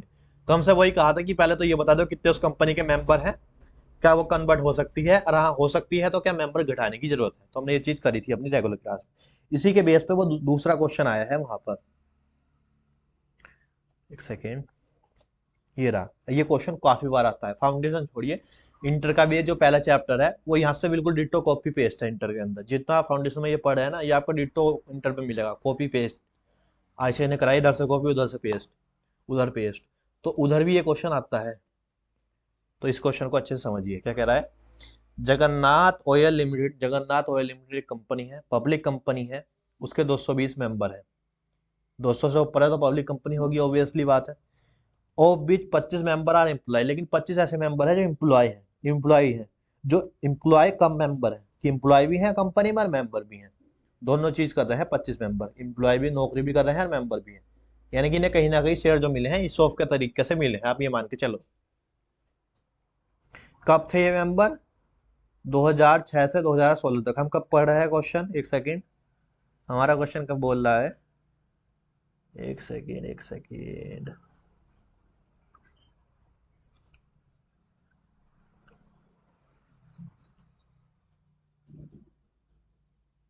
But different employ limited for a period of 4। ठीक है, हमारा क्वेश्चन जनरली बोल रहा है, हमारा क्वेश्चन कह रहा है कि इससे बात की बात है। तो ये होगा एक्स एम्प्लॉय। तो ये एक्स एम्प्लॉय थे 25। There were allotted share in Jagannath well limited first time on, इतने 2007 में इन्हें शेयर मिले थे। Where were be sold on 2016 में इन्होंने 1 अगस्त में ये शेयर अपने बेच के चले गए। शेयर बेचे, एक सेकंड एक सेकंड एक सेकंड, एम्प्लॉय ने अगस्त में अपने शेयर बेच दिए। After some time on 1 December 2016 each of the 25 employ acquire share in Jagannath wear limited and where they hold till the date. आज तक होल्ड कर रहे हैं। Now company wants to convert into private company. वाह, तो उसे मेंबर रिड्यूस करने की जरूरत है कि नहीं है? ठीक, चलिए पढ़ते हैं डिटेल में। सबसे पहला सबसे पहले हम लिखेंगे प्राइवेट कंपनी होती क्या है, जिसके मेंबर का जिक्र चल रहा है। ऐसी कंपनी, प्राइवेट कंपनी जिसके मेंबर का जिक्र चल रहा है, जिसके मेंबर के बारे में डिस्कशन है, वो कंपनी कहते किस कंपनी को है। बेस तो बताना पड़ेगा ना। तो हम प्राइवेट कंपनी की डेफिनेशन बता देंगे कि ऐसी कंपनी जिसके आर्टिकल में ये वाली लाइन लिखी है कि उसके शेयर पर रेस्ट्रिक्शन है ट्रांसफर करने पे, बिल्कुल डिट्टो हमारे पीपीटी का कॉपी पेस्ट है यहाँ। Accept in case of 1% company जिसकी मैक्सिमम लिमिट है 200, 200 लिमिट है। लेकिन 200 में कौन किन को काउंट नहीं करा जाता? कि जो दो और दो से ज्यादा पर्सन एक शेयर होल्ड करेंगे उन्हें कहेंगे ज्वाइंट ओनर, उनको एक सिंगल यूनिट ट्रीट कर जाएगा। ठीक, और उसे प्रोवाइडेड फर्दर में कहा जाएगा, उसके बाद कहा जाएगा कि जो एम्प्लॉय है या एक्स एम्प्लॉय है उनके शेयर को काउंट नहीं करा जाता। ठीक, एम्प्लॉय के शेयर को काउंट नहीं करते, एक्स एम्प्लॉय के शेयर को काउंट नहीं करते, और ज्वाइंट ओनर को सिंगल माना जाता है। ऐसी कंपनी प्रोहिबिट होती है, पब्लिक इशू को नहीं कर सकती, प्राइवेट प्लेसमेंट कर सकती है। फैक्ट को क्वेश्चन से कॉपी पेस्ट करें, कंक्लूजन पढ़ लेते हैं डिटेल में। Following the provision, 25 members were employed of the company, but now during the present membership, which is started from 1 December 2016, after the date on which 25 members ceases to be employed of Jagannath, hence they will consider as a member for the purpose of 200 limit. The company is required to reduce its member। देखो क्या बोल रहा, समझो मैं बताता क्या हुआ, देखो समझते हैं। इसका नाम एक टाइमलाइन बनाने पड़ेगा। अच्छा क्वेश्चन है ये वाला, क्वेश्चन बहुत अच्छा है, अभी तो मैंने इसे इसमें डाला था, देखना आप। सॉरी, ये वाली लाइन नहीं चाहिए हमको, चाहिए ये वाली लाइन। शेप ले लेते हैं। ये इसमें 2 टाइम लाइन है, 2 नहीं सॉरी 3 है, एक्जैक्टली बोलो तो। इसके करेंगे हम 3 पार्ट। फर्स्ट एंड एक है हमारे पास सेकंड, और ये है हमारे पास आज के टाइम की नाउ। ये है हमारे पास नाउ। यानी कि आज की बात कर रहा है। तो ये जो हमारी पास पहली टाइम लाइन है, इसे इन्हें शेयर कब मिले थे इन एम्प्लॉय को, जो ये 20-25 एम्प्लॉय हैं, 25 है ना, हाँ। तो ये जो 25 एम्प्लॉय ने शेयर मिले थे 1 जुलाई 2007, इन 25 एम्प्लॉय को शेयर मिले थे 1 जुलाई 2007 को। एक सेकेंड, फर्स्ट ये वाला क्वेश्चन अच्छा है। जुलाई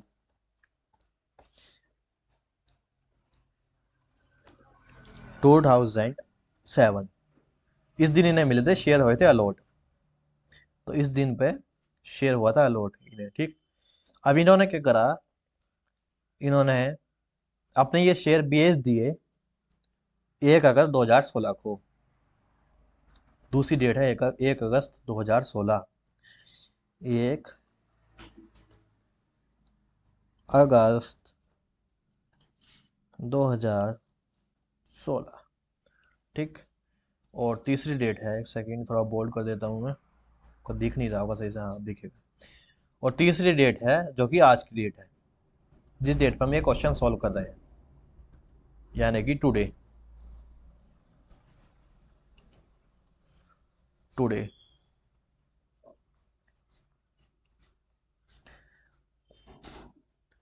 टुडे ठीक। ये 3 डेट है। पहली डेट है 1 जुलाई, जहां शेयर मिले थे, अलॉट हुए थे, यहाँ पे हुए थे शेयर अलॉट।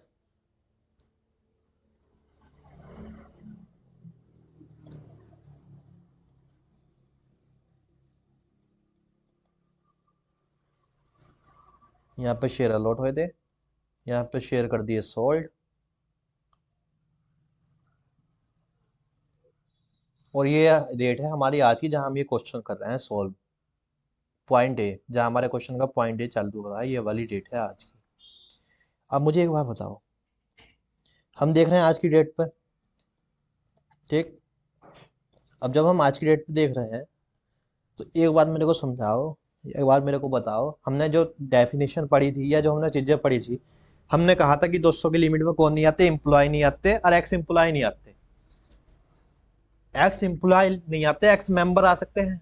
एक्स मेंबर आएंगे। एक्स मेंबर ऐसे मेंबर जिनके पास पहले शेयर थे लेकिन आज भी शेयर होल्डर नहीं, शेयर होल्ड नहीं कर रहे, तो क्या उनको काउंट करेंगे। सेकेंड, इसकी ड्राफ्टिंग में कुछ रह गया, क्या बोल, दोबारा पढ़ते हैं इसको। Jagannath oil limited is a public company having 220 members, ठीक। 220 मेंबर थे, ऑफ विच 25 मेंबर एम्प्लॉय, जिसमें 25 थे एम्प्लॉय, ठीक। इतने इतना एम्प्लॉयमेंट पीरियड रहा उनका। उन्होंने क्या करा, जो शेयर उन्हें 2006 जुलाई 2007 में मिले थे, वो बेच दिए अपने शेयर। 25 के 25 मेंबर्स ने शेयर बेच दिए पहले तो अपने, यहाँ तो उन्होंने शेयर बेच दिए अपने इस तारीख पर, ठीक। इसके बाद क्या करा उन्होंने, वो आफ्टर सम टाइम, कुछ टाइम के बाद दिसंबर 2016 में फिर से दोबारा से शेयर एक्वायर कर लिए। सेकंड, एक तारीख और बनानी पड़ी। मैं वही तो सोचा कंफ्यूजन क्यों हो रहा है, क्योंकि हमने एक डेट छोड़ दी थी। यानी कि एक डेट है हमारे पास,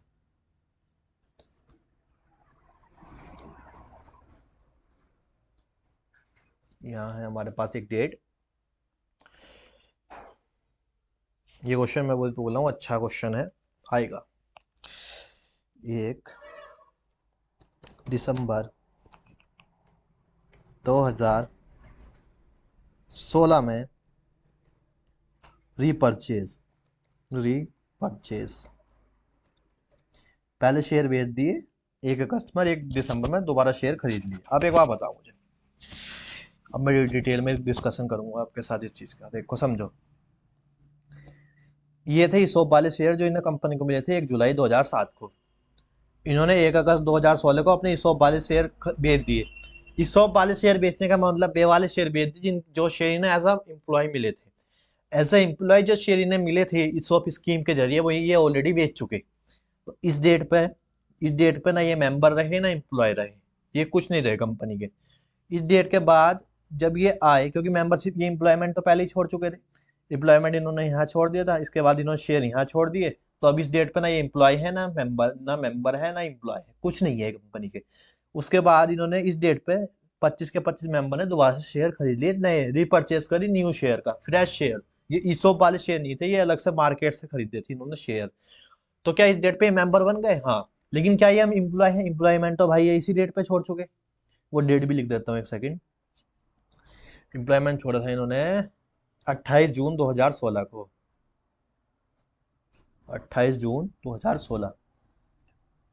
ये बहुत अच्छा क्वेश्चन बना है, देखो टाइमलाइन देखो कितनी बनानी पड़ी इसमें। Says employment, second. टाइम ले रहा है ये क्वेश्चन, पर अच्छा क्वेश्चन डिस्कस तो करना पड़ेगा। 28 जून 2016 को इन्होंने एम्प्लॉयमेंट से सीज कर दिया, ये लेफ्ट कर दिया, left the company, left the company. कि 28 जून 2016 को ये लोग कंपनी छोड़ चुके थे, कंपनी को अलविदा कह चुके थे। ठीक, अब एक बात बताओ, हम यहाँ से चलेंगे इस टाइमलाइन से। 2007 में इन्हें सॉफ्ट के शेयर मिले थे, ये शेयर होल्डर भी बन गए थे और ये एम्प्लॉय भी चल ही रहे थे। इन्होंने जैसे 2028 जून को अपनी नौकरी छोड़ी, तो अब ये क्या बन गए? अब ये बन गए एक्स एम्प्लॉय कम शेयर मेंबर। मतलब एक्स एम्प्लॉय बन गए, लेकिन मेंबरशिप इनके पास अभी भी थी।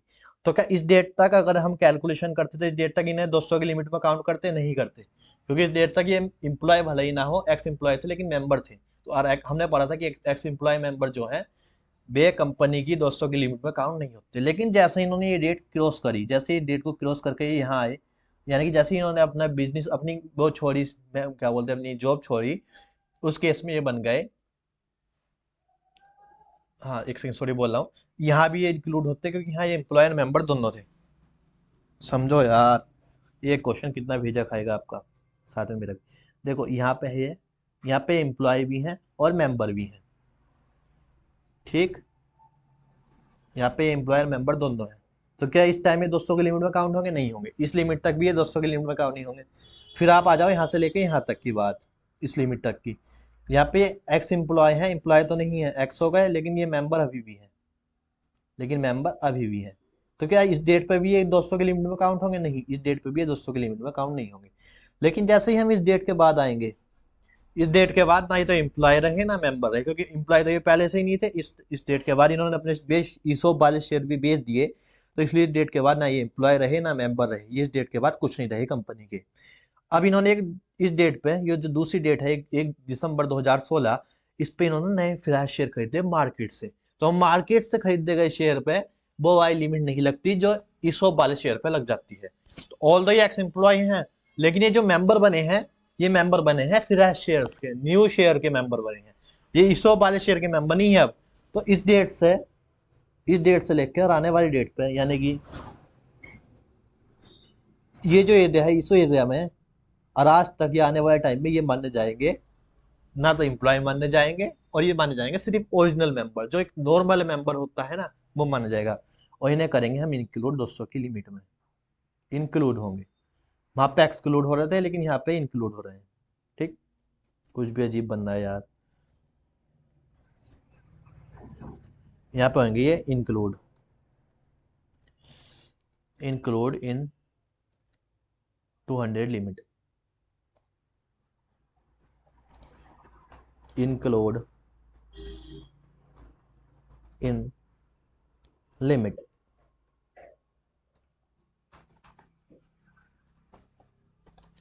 ऑफ 200, 200 की लिमिट में इन्हें यहाँ इंक्लूड करेंगे। लेकिन इस डेट से जो पीछे का एरिया है, मैं कैसे इसको इरेज करूँ, कैसे करूँ? कौन सा एरिया बता रहा हूँ मैं आपको, just a minute,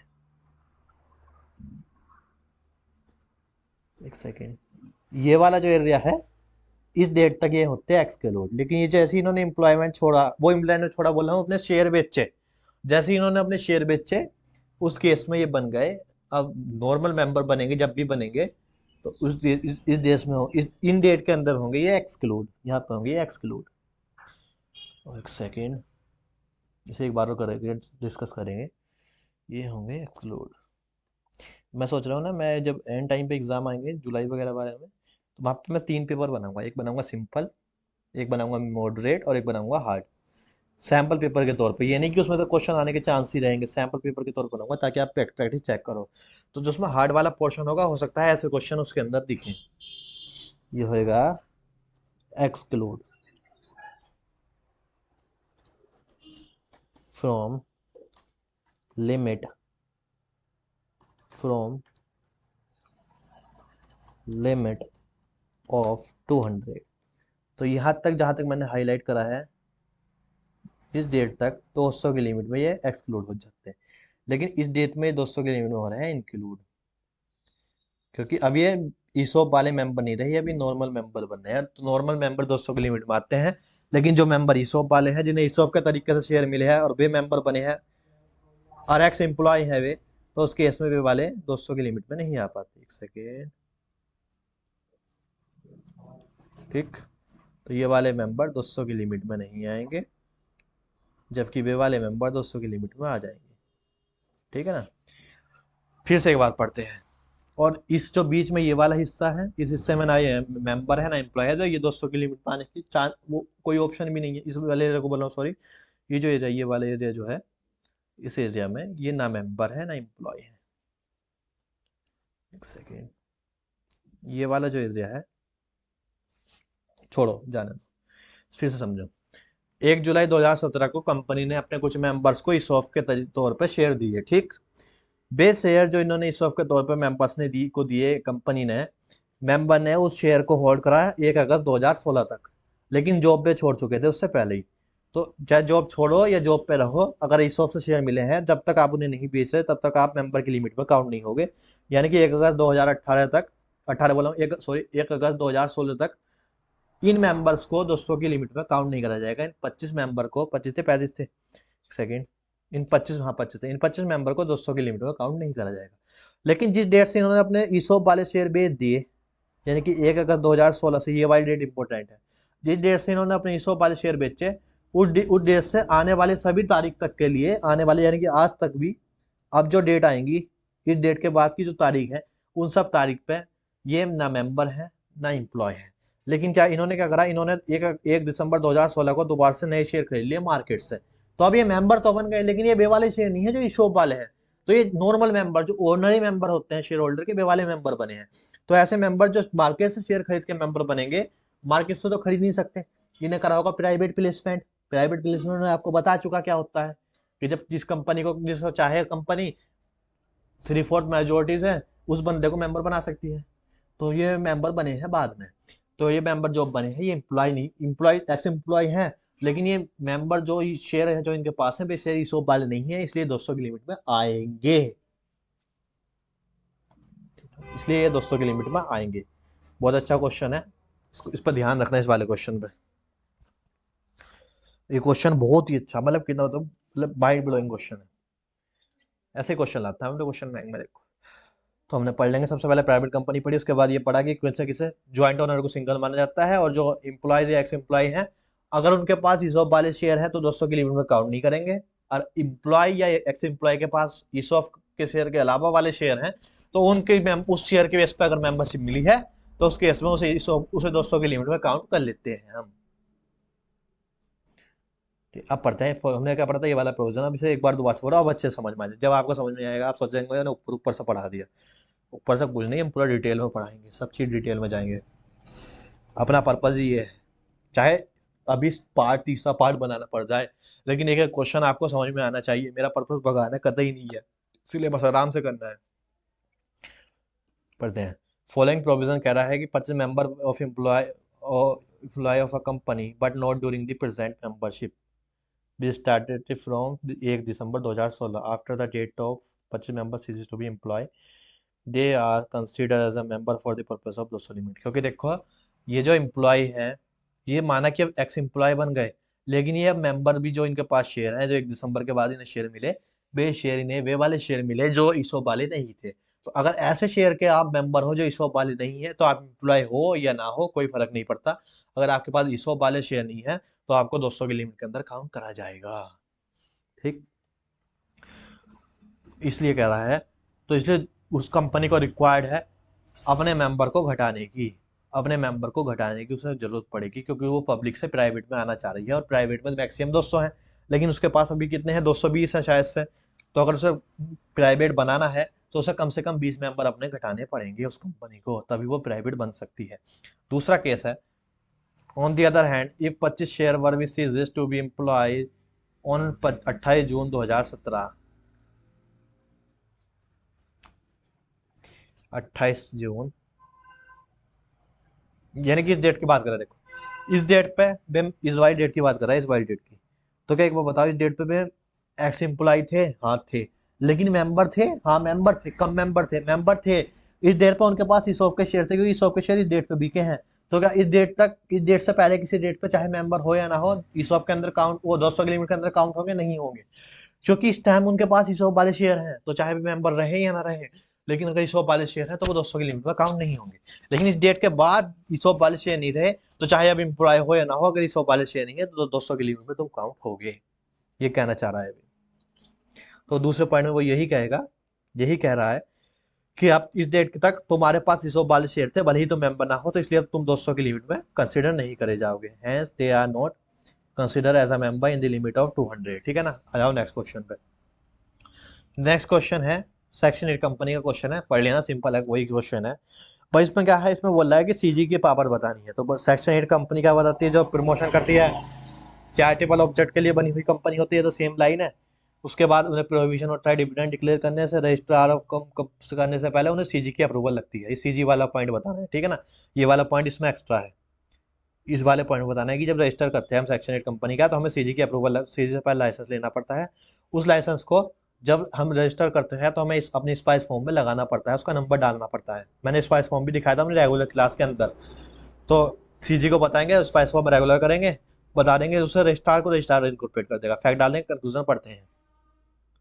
central government order revoke, अगर मान लो उस कंपनी ने कोई ब्रीच करा, डिविडेंड डिक्लेयर करा या ऐसा कोई प्रोविजन करा जो सेक्शन 8 कंपनी नहीं कर सकती, तो सीजी के पास अधिकार है कि सीजी अपना लाइसेंस वापस ले सकती है उस कंपनी से। ठीक, सब कॉपी पेस्ट है, देखो। इनिशियल लाइसेंस इश्यूड विच और affected by the company fraudulently violently, कोई गड़बड़ी कुछ करी, कुछ भी करी, तो सीजी लाइसेंस वापस ले सकती है, और उस कंपनी के आगे प्राइवेट या पब्लिकली बना देगी, उस कंपनी का प्राइवेट बना देगी या पब्लिक बना देगी, और अपना लाइसेंस वापस ले लेगी, उससे सेक्शन 8 कंपनी का लाइसेंस वापस ले लेगी। ये अधिकार है सीजी के पास, ठीक है ना।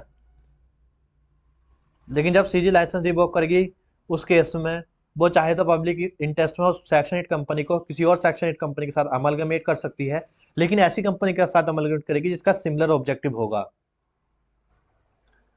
सिमिलर ऑब्जेक्टिव होने का मतलब ये है कि मान लो क्रिकेट की एसोसिएशन थी जिसने कुछ गलत करा, तो अब कंपनी ने उसका लाइसेंस तो वापसी ले लिया, लेकिन कंपनी चाह रही है कि जो वहाँ उस क्रिकेट के जो एसोसिएशन थी, जो उसके इक्विपमेंट थे, जनता को उसका फायदा हो सके, नए जो खिलाड़ी आ रहे हैं उन्हें उस चीज का, उन रिसोर्सेज का फायदा मिलता रहे, उनकी प्रैक्टिस को डिस्टर्ब ना हो पाए, उनकी प्रैक्टिस को डिस्टर्ब ना करा जाए। तो इस केस में वो क्या कहेगी, वो कहेगी कि ये वाली जो वो थी, एसोसिएशन थी, जो क्रिकेट एसोसिएशन दिल्ली थी, मान लो उसने कोई डिफॉल्ट करा, तो इस केस में सीजी चाहे तो कह सकती है कि आज से cricket association of Delhi cricket association of Uttar Pradesh के साथ अमलगमेट कर देंगे, और दिल्ली वाले एसोसिएशन को भी हम यूपी वाले एसोसिएशन बना देंगे।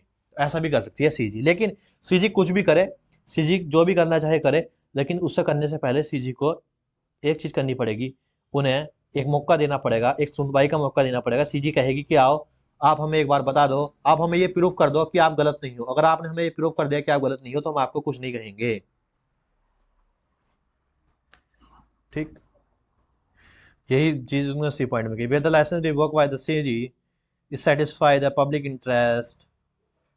तो वही अमल में, ये दोबारा कॉपी पेस्ट हो गया, सॉरी फॉर डैट, सेम, ठीक है ना, यहाँ से अलग है थोड़ा। सच अमलगमेशन फॉर्म सिंगल कंपनी, तो उन दोनों कंपनी को सिंगल कंपनी माना जाता है, यानी कि क्रिकेट एसोसिएशन ऑफ दिल्ली को भी उस दिन के बाद से क्रिकेट एसोसिएशन ऑफ उत्तर प्रदेश मान लिया जाएगा, जब से सीजी ने दोनों कंपनी को अमलगमेट करा है। उनकी same property, same right, same authority, same power, same privilege, same liability, सब चीज सेम हो जाती है, दोनों कंपनी सेम मानी जाती है। चलिए चलते हैं नेक्स्ट क्वेश्चन पे। 20 क्वेश्चन पे आ गए, हमारा ये लास्ट क्वेश्चन है। इसके बाद जो क्वेश्चन है वे आपकी प्रैक्टिस के लिए है, तो उन्हें बे सिंपल क्वेश्चन है यार, डायरेक्ट क्वेश्चन है, तो मैंने आपकी प्रैक्टिस के लिए डाल दिए। उन क्वेश्चन को आप खुद देख लेना, कोई दिक्कत लगे तो सीधा ग्रुप पे पता मुझसे पूछ लेना, कोई दिक्कत नहीं है, बता दूंगा। सब क्वेश्चन सिंपल है, आप जो पढ़ोगे आप खुद कहोगे यार मक्खन क्वेश्चन है, कोई दिक्कत ही नहीं है। एक क्वेश्चन उनमें थोड़ा ट्रिकी है तो उसका मैंने एक्सप्लेनेशन दे दी उसके साथ ही। एक क्वेश्चन हमारा ऊपर रहेगा, उसे भी करेंगे इसके बाद। No limited private company is incorporated as unlisted unlimited company having a share capital. ये नो लिमिटेड, एक समझो दिक्कत है यहाँ थोड़ी सी। ये नो लिमिटेड प्राइवेट कंपनी एक कंपनी का नाम है, ठीक है ना, ये कंपनी का नाम है नो लिमिटेड। इसकी कोई लिमिट नहीं करा, हमारी कोई लिमिट नहीं, कंपनी करी हमारी कोई लिमिट नहीं है। B R wings Red Bull, तो ऐसी एक कंपनी है जिसने कहा हमारी कोई लिमिट नहीं है, इसलिए हम अपना नाम रख रहे हैं नो लिमिट। नो लिमिट एक प्राइवेट कंपनी है जो बनी है एज अनलिमिटेड कंपनी, जैसा अपना नाम है इसके हिसाब से करा है अनलिमिटेड कंपनी। अनलिमिटेड कंपनी वे कंपनी होती हैं जिनके मेंबर्स की लायबिलिटी अनलिमिटेड होती है, यानी कि अगर ऐसी कंपनी को अगर कोई लॉस हो रहा है और उस लॉस के लिए उसके जो क्या बोलते हैं बिजनेस के एसेट है वो पर्याप्त नहीं है, तो उस केस में उसके मेंबर्स की पर्सनल एसेट बिकेंगी। पढ़ लेते हैं, देखो हमारे उसमें है ये, डिटो कॉपी पेस्ट पढ़िए, ठीक। उसकी पर्सनल एसेट भी जाएंगी, घर भी जाएगा उसका, अगर ज़्यादा लॉस हो गया तो। एग्जाम्पल भी दिया था इसका। ऐसे केस में जो मेंबर्स होते हैं ना वो ज्वाइंटली या सेवरली लायबल होते हैं, मतलब सारे के सारे मेंबर इंडिविजुअली भी लायबल है उस जो अमाउंट अनरिकवरेबल है बिजनेस एसेट्स है उसे पे करने के लिए, और पर्टिकुलरली इंडिविजुअली भी लायबल है और एग्रीगेट में। मान लो 6 मेंबर है, मैं एग्जांपल देता हूँ, if there are 6 member in a company, मान लो 6 मेंबर है कंपनी में और उसकी लायबिलिटी हुई 10 लाख रुपए की, तो उनमें से हर मेंबर ज्वाइंटली मतलब सारे के सारे मेंबर भी और हर एक मेंबर अकेला मेंबर भी 10 लाख के लिए लायबल है। लेकिन अगर मान लो किसी एक मेंबर से ही कंपनी ने पूरा 10 लाख ले लिया, तो उस मेंबर के पास ये अधिकार आ जाता है कि वो बाकी बचे हुए मेंबर से अपने हिस्से उनके हिस्से का पैसा मांग सके, ठीक। तो ये था इसका प्रोविजन। पढ़ लेते हैं। On the credit one of the creditor mister Samuel filed a suit against the shareholder Mr. Innocent for recovery of his debt। तो एक जो उधार देनदार था जिसने पैसे दिए थे, जिसका नाम है मिस्टर सैम्यूल, ये तो नाम भी बड़े अजीब लगते हैं यार, ये देनदार था। ये इसने कहा कंपनी मुझे पैसा नहीं दे रही, कंपनी के एसेट से पैसा पर्याप्त नहीं हो रहा, तो जो पैसा बच गया मेरा मुझे ला कर दो भाई तुम शेयर होल्डर मिस्टर इनोसेंट। इसने बेचारे एक इनोसेंट बंदे को पकड़ लिया, इन्हें कहा मिस्टर इनोसेंट अब मुझे तुम पैसा दोगे। कंपनी ने, इनोसेंट कह रहा है मैं तो अलग हूँ कंपनी अलग है, तो कह रहा है कोई अलग से अलग नहीं। अनलिमिटेड कंपनी का पर्पज ही ये हो जाता है कि जितनी लायबिलिटी है सब मेंबर को देनी पड़ सकती है, जितनी बिजनेस के एसेट से रिकवर नहीं हुई वो सारी लायबिलिटी हर एक मेंबर को देनी पड़ सकती है। लेकिन अगर मान लो जो मेंबर देगा उसके पास अधिकार रहेगा कि वो बचे हुए मेंबर से उनके हिस्से का पैसा मंगा सके। लेकिन मिस्टर इनोसेंट बेचारा भोला, वो हमारी क्लास तो देखता नहीं कभी भी, भोला आएगा। तो भोले ने क्या कहा, भोले ने कहा कि वो भोला गया कोर्ट में, भोले ने कोर्ट से कहा कि सर मैं तो लायबल नहीं हूँ, मैं तो सिर्फ एक शेयर होल्डर हूँ, कंपनी अलग है शेयर होल्डर अलग है, मुझे मासूम को क्यों पकड़ रहे हैं ये। कोर्ट के जज साहब ने कहा सुनो सुनो सुनो, तुम जिस कंपनी के मेंबर हो वो उसकी लायबिलिटी अनलिमिटेड है, वो अनलिमिटेड कंपनी है। तो ऐसी कंपनी जिनकी लायबिलिटी अनलिमिटेड है उनके जो भी मेंबर है, चाहे भोला हो चाहे समझदार हो कैसा भी मेंबर हो, हर मेंबर इंडिविजुअली भी लायबल रहता है। क्रेडिटर चाहे तो किसी भी एक मेंबर से पूरा का पूरा पैसा रिकवर कर सकता है। लेकिन हाँ भोला, तुम अगर एक बार में पैसा दे रहे हो तो तुम्हारे पास अधिकार है कि तुम जो और मेंबर है उस कंपनी के उससे तुम उनके हिस्से का पैसा मंगा सकते हो। इसी कोर्ट में मेरे सामने मैं ही बैठा रहूंगा एज अ जज, तुम वो वाला केस अलग से फाइल करना, उस केस में मैं तुम्हें कहूंगा कि भोला जाओ अपना पैसा ले लो, इन्हें पैसा देना पड़ेगा बाकी मेंबर को। तो मैं बैठा हूं ना जज, लेकिन अभी तुम्हें अपनी जेब से पैसा चुकाना पड़ेगा, तुम कैसे चुकाओ, अपने एसेट बेच के चुकाओ कैसे भी चुकाओ। लेकिन अगर क्रेडिटर ने तुमसे ही पैसा मांगा है तो सिर्फ तुम्हें ही देना पड़ेगा, कहीं से भी ला के दो। ये होता है एक्सप्लेनेशन। पढ़ लेते हैं। सेक्शन 2 सबसेक्शन 92 कंपनी एक्ट को बताता है unlimited company means a company having no not any limit on the liability of member, जिसके मेंबर की लायबिलिटी अनलिमिटेड है किसी भी अमाउंट तक। मान लो अमाउंट वो क्या 100 करोड़ 1000 करोड़ 10,000 करोड़ कितना भी लॉस हो, अगर एसेट से पैसा रिकवर नहीं हो रहा तो जो पैसा एसेट से रिकवर नहीं हो रहा वो करना पड़ेगा पर्सनल मेंबर से। The liability of each member extended to the whole amount of the company डेब्ट, तो यानी कि जितना डेब्ट है उसके सबके लिए बंदा लायबल है। But he will entitle to claim contribution from other member, लेकिन उसके पास अधिकार है कि वो दूसरे मेंबर से उसके हिस्से का पैसा मांग सके। ये जरूरी भी था। मान लो उसका गुनाह है, उसका गुनाह ये है कि उसने अनलिमिटेड कंपनी में मेंबर है, लेकिन इसका मतलब थोड़ा उसके बेचारे के साथ अन्याय कर दोगे। लेकिन अब उसके पास दिक्कत है, उससे पहले कोर्ट में जाना पड़ेगा, कोर्ट से प्रूफ करना पड़ेगा, कोर्ट आदेश देगा, फिर कभी उसके पास जाके पैसा आएगा, उसका पैसा बड़े टाइम के लिए अटक जाएगा। तक उसका पैसा अटके ना, इसलिए ये पहला प्रोविजन था कि तुम अपना लिमिटेड रहो, अनलिमिटेड के अंदर ना हो। ऐसी कंपनी जिसके पास शेयर कैपिटल है तो उसके आर्टिकल में ये लिखा रहता है कि जो अमाउंट शेयर कैपिटल का कितना अमाउंट वो देगा पर शेयर पे। So long as the company is going concern, जब तक कंपनी चलेगी, जब तक कंपनी जीवित रहेगी, the shareholder is only liable to which can enforce by the company. जितने पैसे के लिए कंपनी को इन्फोर्स करा गया है, सॉरी, जितने पैसे के लिए उसे कहा गया है, क्या बोलते हैं, अपना कंपनी के मेंबर को कहा गया है, उतने पैसे रख के लिमिटेड केस में लाइबल होता है। समझो क्या कह रहा हूँ मैं। अगर कंपनी लिमिटेड होती तो या तो वो लिमिटेड बाय शेयर होती या लिमिटेड बाय गारंटी होती। अगर वो लिमिटेड बाय शेयर होती तो अनपेड कॉल्स का अमाउंट देती, लिमिटेड बाय गारंटी होती तो एक फिक्स अमाउंट देती बार्निंग अप के टाइम पे। लेकिन अगर अनलिमिटेड है तो ये सब कोई चीज नहीं देखी जाएगी, सीधा जितना पैसा का लॉस होगा वो मेंबर को ही भुगतना पड़ेगा। फैक्ट आप देख लेना, कंक्लूजन मैं करा देता हूँ। No limited private company is incorporated, ये कंपनी बनी थी नो लिमिटेड के नाम से, ये अनलिमिटेड कंपनी थी। इसकी शेयर कैपिटल थी 10 लाख की। वन ऑफ द क्रेडिटर है इसका मिस्टर सुमेल, इसने फाइल कर दिया suit against the share holder mister innocent. इसने एक भोले बंदे को पकड़ा, भोले बंदे के अगेंस्ट केस कर दिया अपना पैसा वापसी लेने के लिए। तो उसे पैसा देना पड़ेगा। वो कोर्ट में गया था लेकिन उसे बताना कहना पड़ेगा कि हाँ पैसा उसे देना पड़ेगा। लेकिन हाँ मिस्टर भोला यानी कि भोले बंदे के पास ये अधिकार रहेगा कि भोला बंदा चाहे तो जितने जो बचे हुए सातिर बंदे हैं, जितने बचे हुए तेज बंदे हैं, उनसे वो पैसा अपना अपने अपने हिस्से का कंट्रीब्यूशन मांग सकता है, मतलब उनके हिस्से का कंट्रीब्यूशन मांग सकता है। मानो मैंने एग्जाम्पल दे चुका, मैं इसका यहाँ पे एग्जाम्पल दे चुका। अब ये मानो 6 मेंबर थे जिसमें से एक बंदा भोला था, 10 लाख रुपए की लाइबिलिटी थी, 10 लाख रुपए की लाइबिलिटी 6 के 6 बंदे को देनी थी, लेकिन एक बंदा भोले से ही ले लिया 10 लाख रुपए।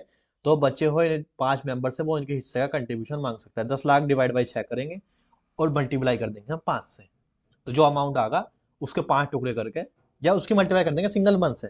10, इसकी कैलकुलेशन कैसे होगी, 10 लाख डिवाइड बाई 6, तो पर पर्सन की लाइबिलिटी आ जाएगी। तो जो पर पर्सन की लाइबिलिटी आई है वो बचे हुए 5 बंदों से उतने पैसा मंगा लेगा। ठीक, कौन मंगाएगा, मिस्टर भोला, अगर भोले ने पैसे पे कर दिए तो। ये एक्स्ट्रा क्वेश्चन मैंने डाले हैं, इन्हें आप पढ़ लेना, सिंपल क्वेश्चन है, कोई दिक्कत नहीं। पहले पूछा है कॉर्पोरेट बिल क्या होती है, कैसे कैसे वो लिफ्ट होती है, मैं कई बार करा चुका। ये वाला क्वेश्चन अच्छा है, ये क्वेश्चन मैं डिस्कस कर चुका, इसका मैंने आंसर दे दिया अपना यहाँ पे। डॉक्ट्रिन ऑफ इंडोर मैनेजमेंट कहता है, कहीं ना कहीं डॉक्ट्रिन ऑफ इंडोर मैनेजमेंट क्या कह रहा है कि वही होगा कि मेटेरियल मंगाया होगा, मेटेरियल मंगाने के बाद उसने क्या करा होगा कि उसने एमओए पढ़ा होगा, उसकी रिक्वायरमेंट फुलफिल करी होगी, लेकिन कोई एसआर वगैरह पास होना होगा, वो एसआर पास नहीं करा होगा कंपनी ने। अब कंपनी कह रही होगी मैं पेमेंट नहीं करूंगी मेटेरियल का क्योंकि आपने एसआर पास नहीं करा, तो ऐसे केस में क्या होगा, कंपनी को पेमेंट करना पड़ेगा। ठीक, तो अब ये पढ़ लेना डिटेल में। ये देखो sale and purchase iron rods purchase कर रहा है, लेकिन कंपनी का जो मेन ऑब्जेक्ट था, ठीक है ना, उसने कॉन्टैक्ट करा मिस्टर जॉन के साथ फॉर वर्क, उसके बाद में अल्ट्रा वायर्स कर दिया है मुझे। हमें क्या बताना है, डॉक्ट्रिन ऑफ अल्ट्रा वायर्स बताना है और उसके कंसिक्वेंस बताने हैं। सिंपल सा क्वेश्चन है, कोई दिक्कत नहीं, हमने पहले पढ़ चुके ये चीज़ें। सेक्शन 8 कंपनी हमने अब तक कई बार डिस्कस कर ली। यह mister Sunny sold his business of cotton product to cotton product company, इस कंपनी को बिजनेस बेच दिया, तो जिसमें उसके शेयर थे except one is held by his wife, जिसका सारे शेयर सिर्फ एक से छोड़ के उसकी वाइफ होल्ड करती थी। Is also creditor in the company, लेकिन उस कंपनी में क्रेडिटर भी है कुछ अमाउंट के लिए। ही also goat the insurable takes of cotton CP limited but is on name is not in a company. After 1 month all the stock of the cotton limited is were be destroy, सारे stock fire से जल गया। तो वो बंदा company से loss लेने चला गया, ऐसा हुआ था, मैं समझा। इजी हाल दो। तो आप मुझे बता देना अगर आपको ये वाले क्वेश्चन, जो ये वाले क्वेश्चन है, सैल वाले क्वेश्चन है, करने में दिक्कत भी आएगी तो एक तीसरा लेक्चर लेके ना कर लेंगे। ऑल दो इनमें कोई दिक्कत नहीं है, इस वाले केस को सिंपल समझो।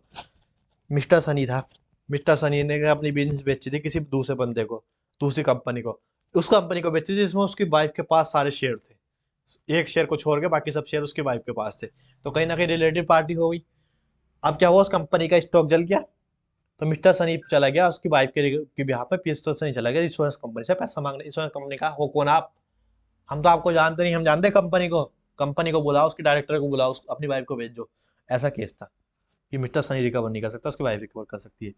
ये वाला केस है, 130 दिन रहा ओपीसी की रिक्वायरमेंट, ये भी पढ़ा था ना हमने कि भाई इंडिया का सिटीजन होना चाहिए, चाहे रेसिडेंट हो या ना हो। लेकिन आप अगर रेसिडेंटल वाले रूट से आने, देखो 2 रूट है, अगर आप सिटीजनशिप वाले रूट से आओगे आ सकते हो, लेकिन आपको कुछ ज़्यादा रिक्वायरमेंट फुलफिल करनी पड़ेगी, कुछ ज़्यादा डॉक्यूमेंट वेरीफाई कराने पड़ेंगे। लेकिन आप चाहते हो ज़्यादा झंझट ना पड़े क्योंकि आप भारत के ही निवासी भी हो, तो आपको निवासी वाला प्रूफ कर दो, आप पिछले साल में 120 दिन या उससे ज़्यादा रहे हो। ठीक। लेकिन यहाँ तो 130 दिन रहा है तो बिल्कुल चका चक चक, कोई दिक्कत नहीं है, बिंदास रहोगे।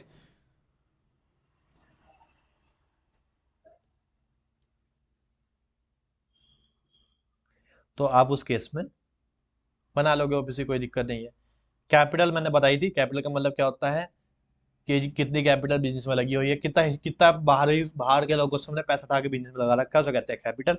इसके अंदर क्लासिफिकेशन थी, authorise issue subscribe, authorise issue subscribe, called uncalled और पेड।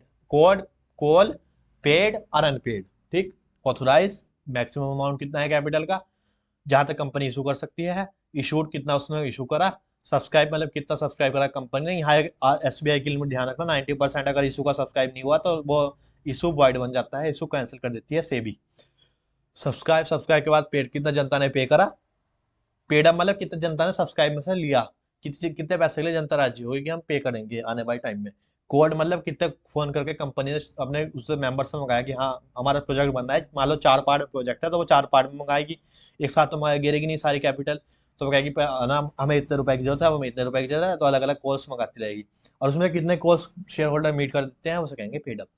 तो पेड अप कैपिटल हमने बता दी। इसका हमने 2-3 बार जिक्र कर लिया, कोई दिक्कत नहीं है, सिंपल है।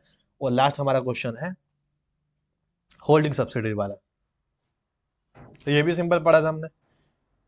होल्डिंग कंपनी वो होती है जिसका दूसरी कंपनी में सब्सटेंशियल इंटरेस्ट होता है। सब्सटेंशियल इंटरेस्ट होने का मतलब ये है कि जो majority of board of director को या तो हटा सके या ऐड कर सके, पहला पॉइंट ये था। और दूसरा पॉइंट ये था या फिर जो 50% से ज्यादा शेयर होल्ड करता हो दूसरी कंपनी में। तो इसमें हम देख लेंगे शेयर के बेस पे, टोटल शेयर देख लेंगे कंपनी के, और उसमें देख लेंगे 50% से ज्यादा दूसरी कंपनी ने होल्ड करे हैं या नहीं करे होंगे, तो उसमें होल्डिंग बन जाएगा, नहीं करे होंगे तो नहीं बनेगा। तो आप ये वाले क्वेश्चन खुद करना, और आपको दिक्कत आए तो मुझे व्हाट्सएप बता देना, मैं एक तीसरे पार्ट में ये वाले क्वेश्चन भी डिस्कस कर दूंगा। अब हमारा एक क्वेश्चन रहा था सिर्फ, क्वेश्चन नंबर 3 था शायद कल, क्वेश्चन नंबर 3 था शायद से, सो देख लेते हैं यार। हाँ ये रहा। क्या कह रहा था, paid up share capital of S A P private limited is 1 crore. उसकी paid up share capital 1 crore रुपए की है, जिसमें से 80 लाख के इक्विटी शेयर हैं और 20 लाख के प्रेफरेंस शेयर हैं। ठीक। ठीक है, फुल्ली पेड अप है सब कुछ। J N A limited and S R limited are holding 3 lakh equity share of and in S R C limited. ठीक है ठीक है ठीक है ठीक है ठीक है, देखो समझो क्या कह रहा है। इसके लिए एक टेबल बनानी पड़ती है हमें, एक वो बनाना पड़ेगा डायग्राम। डायग्राम इसलिए बनाएंगे हम क्या, ताकि हम समझ सकें। लेकिन अब एक सेकंड रुक जाइए आप, थोड़ा डिस्टरबेंस होगा कुछ देर के लिए आपको। चलिए करते हैं, समझते हैं। इसमें 3 कंपनी है। यही ये वाला जो है ना, जो हमने अभी लास्ट में करा था अपना सेल्फ प्रैक्टिस वाला जो क्वेश्चन था, जिसमें मैं जो आखिरी क्वेश्चन है आपका एक्स्ट्रा क्वेश्चन वाला, वो इसके बेस पे ही है। तो ये कर लोगे तो वो आपको अपने आप समझ में आ जाएगा। देखो समझो, 3 कंपनी है इसमें। पहली कंपनी है, क्या नाम है इसका, S A B. S A B पहली कंपनी है, S A B, S A B. ठीक।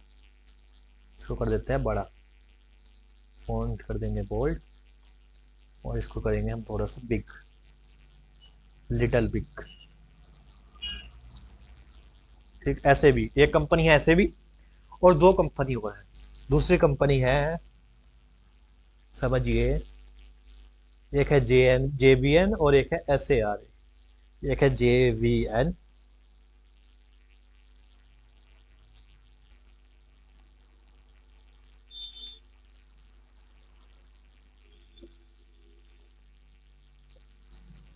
ज्यादा बड़ा हो गया जे बी एन। ठीक। एक है जे बी एन और एक दूसरी कंपनी और है। इस वाले क्वेश्चन को अच्छे से डिस्कस कर लेता हूँ, और इसके बाद हम अपना कंक्लूड कर देंगे लेक्चर को। स्विच ऑन, और दूसरा है जेवीएन हो गया, एक है एस ए आर ए, सारा, एस ए आर ए। एक है जेवीएन, एक है एस ए आर ए। ठीक। समझो बात।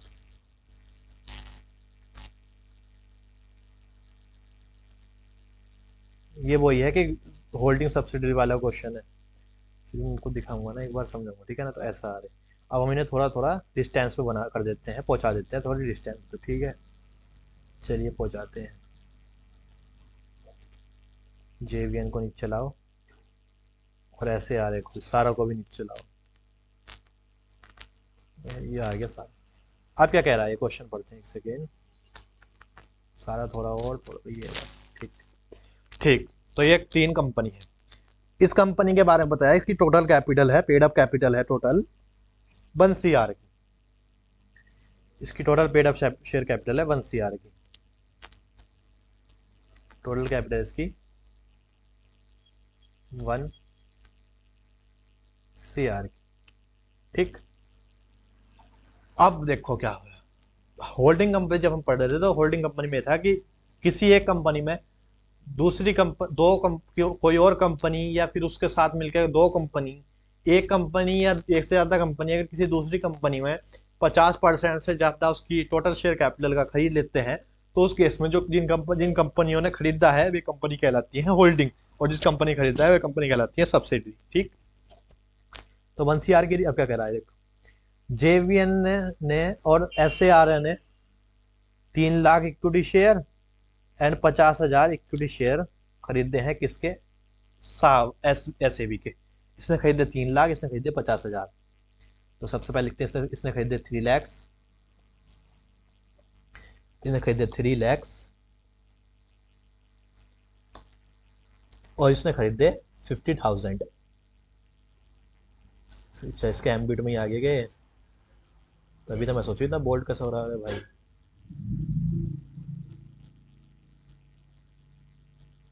एक सेकंड रुक जाइए बस। ठीक। इसके है हमारे पास 50,000, 50,000 शेयर्स। ये खरीदे 3 लाख और इसने खरीदे 50,000 शेयर।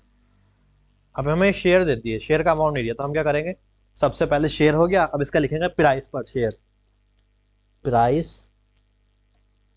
पर शेयर, कि पर शेयर पे कितना प्राइस था, पर शेयर का कितना प्राइस था, इक्विटी शेयर का प्राइस कितना था भला, 10 रुपीज ईच। प्राइस पर शेयर था 10, और इस इधर भी प्राइस पर शेयर हो गया 10।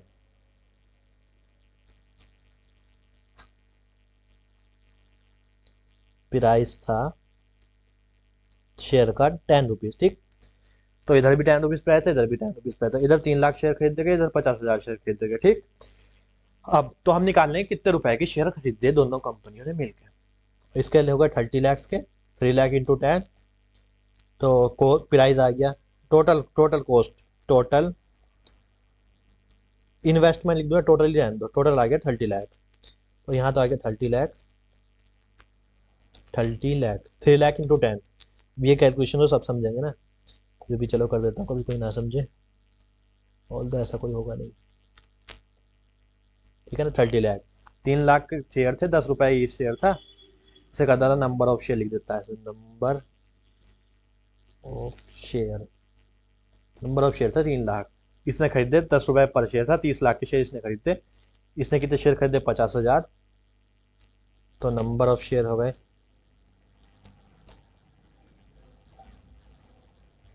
नंबर ऑफ शेयर है 50,000 शेयर खरीदे, प्राइस था 10 का एक, तो टोटल कितने रुपए के शेयर खरीदे, टोटल में इसने खरीदे हमारे पास, टोटल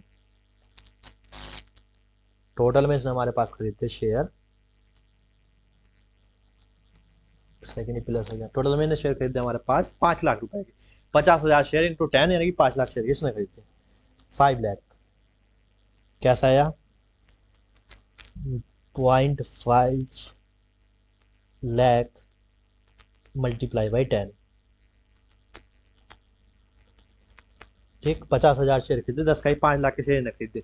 तो इन दोनों ने मिलकर प्लस करेंगे बीच में, दोनों ने मिलकर टोटल कितने रुपए के शेयर खरीद लिए इस कंपनी में, ये बताओ आप। इन दोनों ने मिलकर,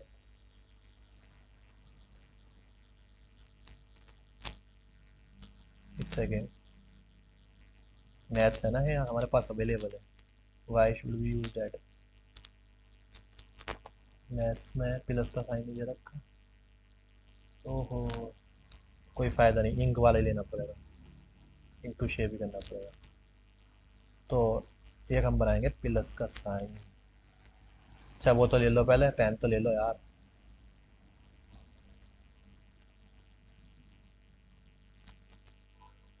तो कुछ प्लस वैसे ही बन गई, चलो दोनों को मान। तो ये जब ये वाला ओहो अब हुआ चालू, ये सॉरी, इसको भी रेस करो, इसको पहले रेस कर लो, फिर अब ये हो जाएगा ये रेस। ठीक, ये रेस हो गया। अब हम करते हैं प्लस का साइन बनाते हैं, देखते हैं ये बनाएगा कि नहीं।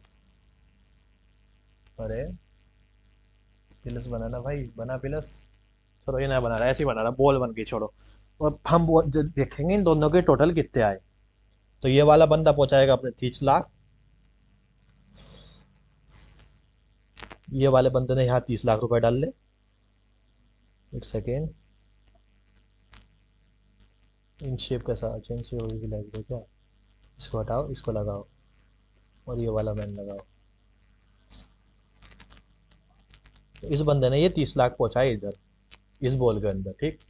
और इस वाले बंदे ने ये 5 लाख पहुंचाए इस बॉल में। एक सेकेंड, शिट, हाँ ठीक। तो इस वाले बंदे बंदे ने कितने पहुंचाए? 5 लाख अपने पहुंचाए इधर। तो ये बॉल कितने रुपए की हो गई? ये बॉल ओवरऑल बॉल जो हो गई, ये हो गई 35 लाख की, ठीक। तो इसमें ओवरऑल 35 लाख रुपए पहुंचा दिए इसने इस कंपनी को। ओवरऑल 35 लाख पहुंचे कंपनी के पास, ठीक। ये है सिस्टम कि यहाँ 30 लाख डाल लिया, 5 लाख डाल, इसे इरेज करके 35 लाख लिख लेता हूँ ताकि आपको पर्पस, एक सेकेंड, पर्पस गया लेकिन ये कुछ और ही बन गया। ओवल ही ले लो, अंडा ही लो, है ना, ये रहा। तो इसके बीच में लिख देता हूँ मैं 35 लाख, 35 लैक्स, ऐसे कर दूंगा मैं हाईलाइट एंड बोल्ड। तो ये 35 लाख पहुंच गए, 30 लाख एक डाल ले, 5 लाख एक बंदे डाल ले, टोटल ओवरऑल 35 लाख गए कंपनी के पास, ठीक। इसे थोड़ा ऊपर पहुंचाओ,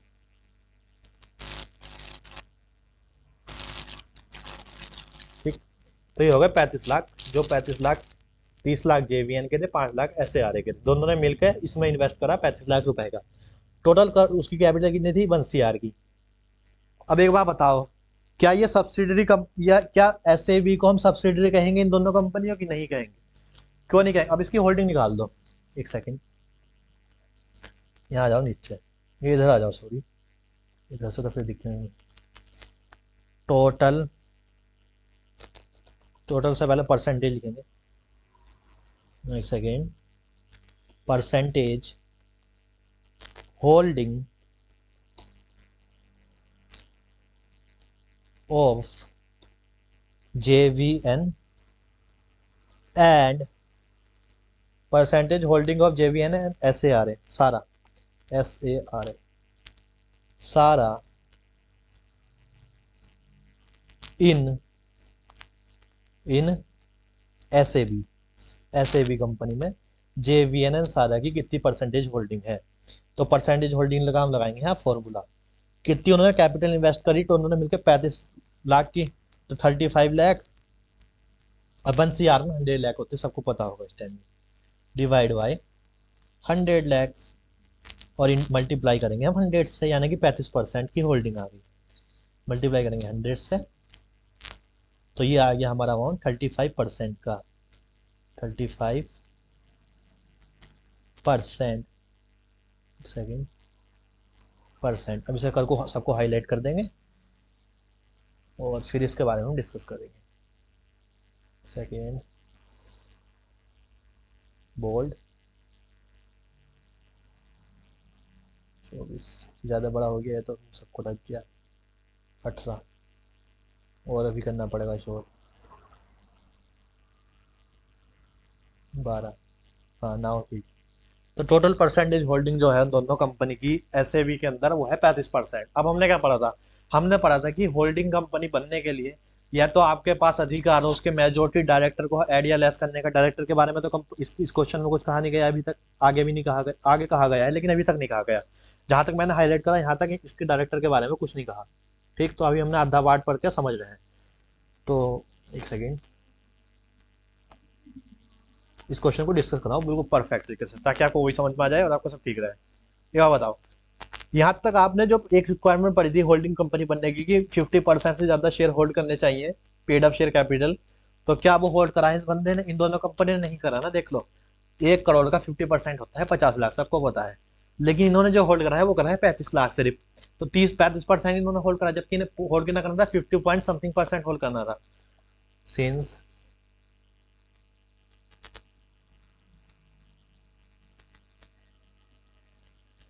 एक सेकेंड, आगे लिख लेते हैं इसमें, since the requirement of holding is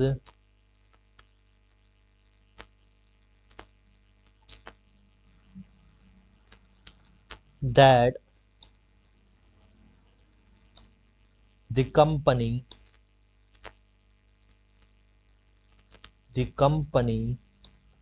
must hold more than 50%,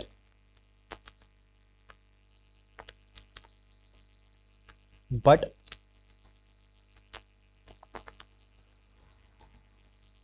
in the given case the holding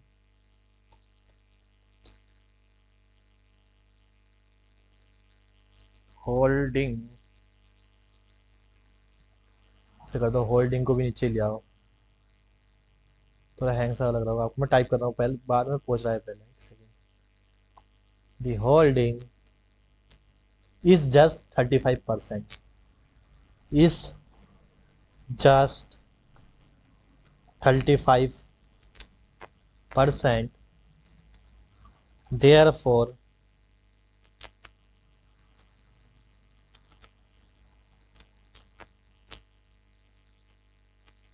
SAB is not a subsidiary company। ये सब्सिडी कंपनी नहीं कहलाई, क्योंकि 50% से कम होल्डिंग कर रहे हैं इसमें दोनों बंदे मिलके, दोनों कंपनियां मिलके। रादर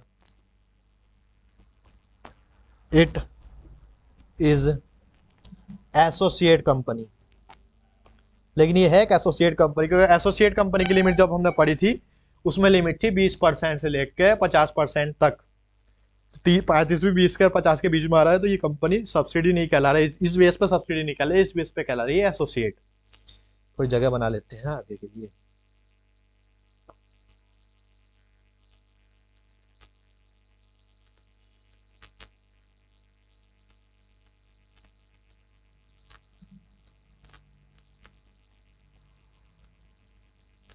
थोड़ा इसको नीचे ले आते हैं, हो गया सेलेक्ट, इसको लाओ थोड़ा नीचे,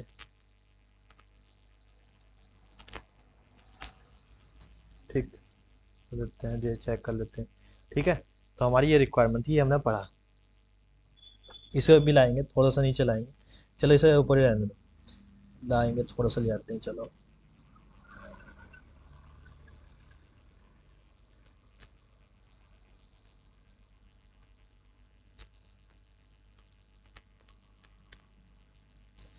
इसको ले आओ बस थोड़ा सा, ये बस इतना, ठीक।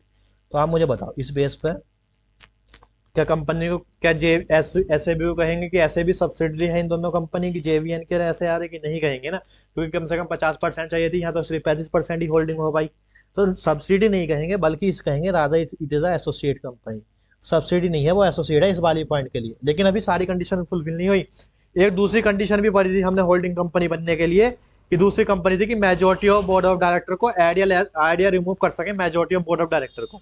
तो हम वो देखें क्या ये वाली company majority of board of director को ऐड रिमूव कर पा रही है कि नहीं, वो चीज हम करेंगे चेक। आगे बढ़ते हैं question. JVN limited and SR limited are the subsidiary of QR limited. एक सेकेंड,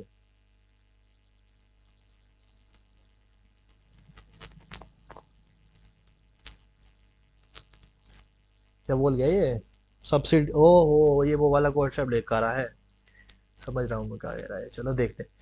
सब्सिडी, वो होल्डिंग कभी भी, सब्सिडी कभी भी होल्ड नहीं कर सकती होल्डिंग में। क्या कह रहा है? ये कह रहा है जेवीएन, यानी कि ये वाली कंपनी जो है, और सारा कंपनी जो है, दूसरी कंपनी जो है जेवीएन एंड सारा जो कंपनी है, are the subsidiaries of P Q R limited. ये पी क्यू आर लिमिटेड की सब्सिडरी है। पी क्यू आर लिमिटेड एक दूसरी कंपनी है, चौथी कंपनी आ गई। पी क्यू आर लिमिटेड एक चौथी, ये ओ हो ये वो करागा, होल्डिंग की होल्डिंग सब्सिडरी या सब्सिडी की सब्सिडरी, समझ गए, ठीक है। एक और कंपनी आ रही है भाई पिक्चर में, क्वेश्चन जबरदस्त है, डिस्कस करेंगे आराम से, चलते रहने दो, कोई दिक्कत नहीं है। एक और कंपनी आ गई है पिक्चर में, ये कंपनी है P Q are, P Q are, ठीक। और अब देखो, इतनी मेहनत करता हूँ, बोले लाइक कमेंट और शेयर कर दिया करो यार। तुम लोग लाइक कमेंट ही नहीं करते, मुझे लगता है कि जाने में वेस्ट नहीं कर रहा चीज़ें, कुछ बात समझ में आ भी नहीं रहा शायद आपकी, ऐसा लगता है मुझको। तो प्लीज़ लाइक कमेंट शेयर करा करिए। चलिए आते हैं क्वेश्चन पे।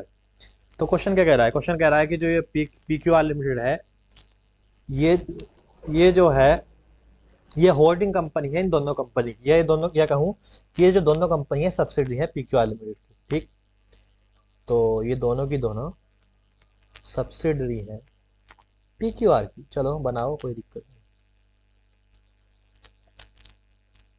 शेप ले लो। तो ये भी सब्सिडरी है, एक सेकेंड, ये भी सब्सिडरी है इसकी, सेकेंड, शेप लो। ये भी इसकी सब्सिडरी है। यार शेप कैसी हो रही है भाई। ठीक। ये भी इसकी सब्सिडरी है, और ये भी इसकी सब्सिडरी है, ये वाली भी इसकी सब्सिडरी है, ये दोनों की होल्डिंग है, ठीक। पढ़ लिया इतना? अब एक बात बताओ, हमने एक कॉन्सेप्ट पढ़ा था कि एक कंपनी खुद या खुद की सब्सिडरी के साथ मिलके अगर किसी दूसरी कंपनी में 50% से ज़्यादा होल्ड करती, तो उस केस में भी वो होल्डिंग सब्सिडरी बन जाती है दोनों कंपनी। तो अभी तक इसकी दोनों सब्सिडरी ने मिलकर तो कितना करा? 35%।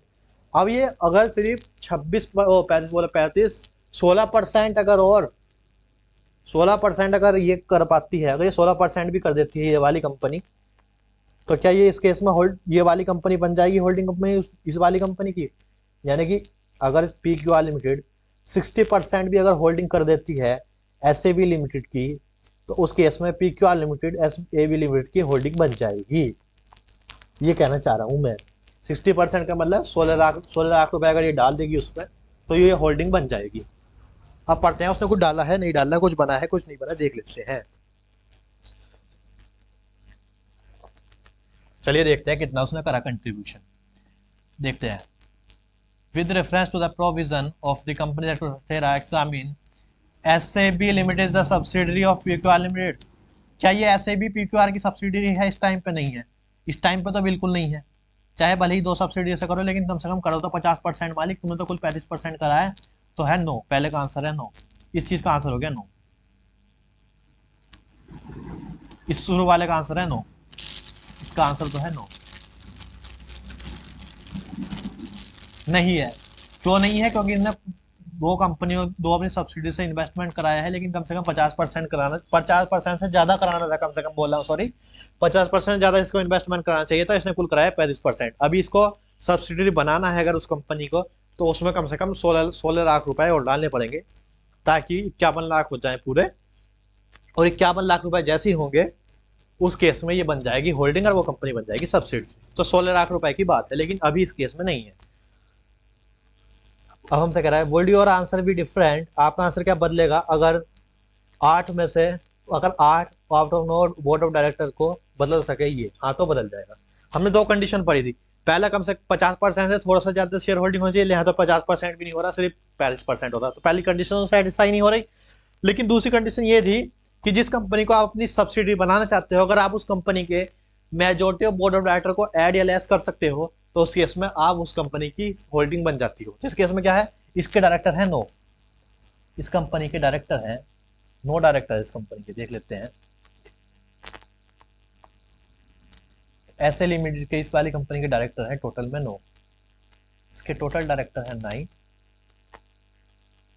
इसके टोटल डायरेक्टर हैं 9, जिसमें से कि 8 डायरेक्टर को ऐड या रिमूव करा जा सकता है। इसके द्वारा 8 डायरेक्टर को ऐड या रिमूव कर सकती है पीक्यूआर लिमिटेड। सेकेंड, 8 डायरेक्टर को ऐड या रिमूव कर सकती है हमारे पास पीक्यूआर लिमिटेड। तो उस केस में क्या हम इसे कहेंगे सब्सिडी, इसे कहेंगे होल्डिंग और उसे कहेंगे सब्सिडी? हाँ जी बिल्कुल कहेंगे। कहेंगे तो कहेंगे, क्योंकि वो मेजोरिटी डायरेक्टर को ऐड या रिमूव करने का अधिकार रख रही है पीक्यूआर लिमिटेड इस वाली कंपनी के, यानी कि एसएबी लिमिटेड के।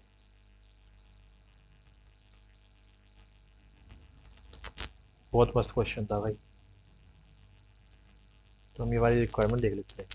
क्योंकि वो 9 में से 8 डायरेक्टर्स को ऐड या रिमूव कर सकती है। 9 में से 8 डायरेक्टर को, एक second,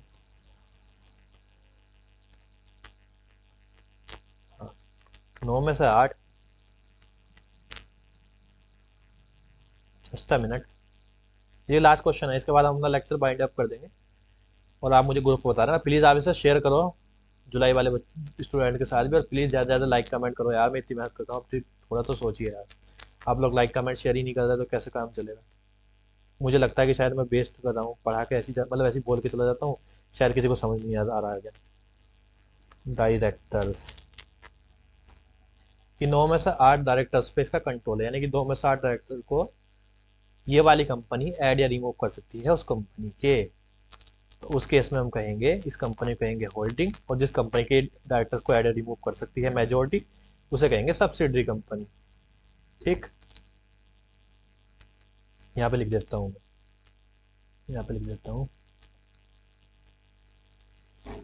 PQR limited, PQR limited has a power to add or remove of majority of directors, that is 8 out of 9 directors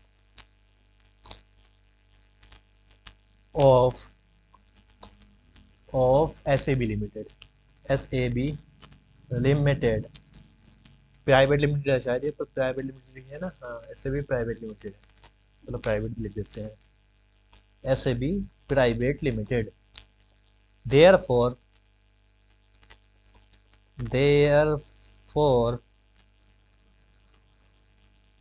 SAB private limited become subsidiary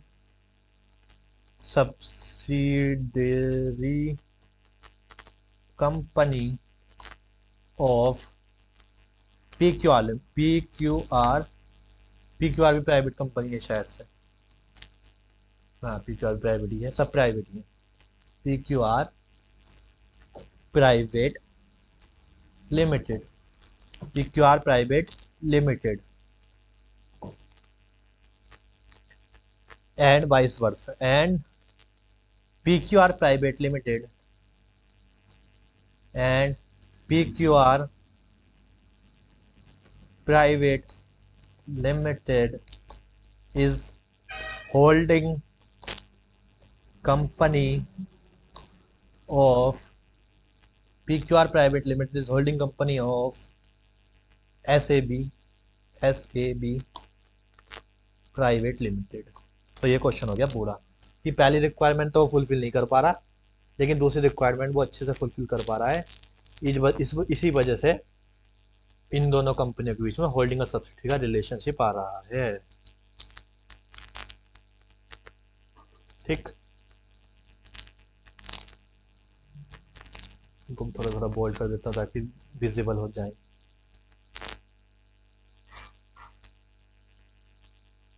तो ये था पूरा क्वेश्चन, बढ़िया क्वेश्चन था, ये भी अच्छा क्वेश्चन है, देख लेना आप इसको भी। एक सेकेंड, इसको ना मैं थोड़ा सा तो ये क्वेश्चन, तो पहला केस तो सेटिस्फाई नहीं हो रहा है, लेकिन डायरेक्टर वाला केस सेटिस्फाई हो रहा है, इसलिए दूसरे केस के बेस पे हम उस कंपनी को कहेंगे कि वो सब्सिडरी है पी क्यू आर लिमिटेड की। ठीक, चलिए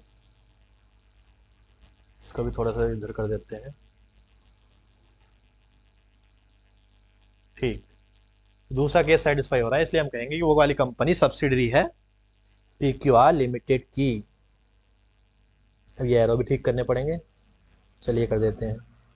तो ये पूरा केस था, अच्छा क्वेश्चन था, ऐसा क्वेश्चन पे ध्यान रखना चाहिए। डिटेल्ड क्वेश्चन था, बड़ा क्वेश्चन था, अच्छे नंबर का आएगा जब भी आएगा एग्जाम में। एक सेकेंड, ठीक, दोबारा से बनाते हैं सारे। तो हमारे लेक्चर आज हो जाएगा कंप्लीट। अब मिलते हैं नेक्स्ट लेक्चर में, तब तक के लिए आप सब पढ़ते रहिए, अपनी पढ़ाई अच्छे तरीके से करते रहिए, और प्लीज़ चैनल इसे लाइक कमेंट और शेयर करा कीजिए, ताकि मुझे भी मोटिवेशन मिलता रहे, ताकि मुझे लगता रहे कि मैं कुछ वैल्यू एडिशन कर पा रहा हूँ आपके लिए। ठीक है, नहीं, एक मिनट इसे सही कर देता हूँ और ये लेक्चर कर देता हूँ वाइंडिंग का।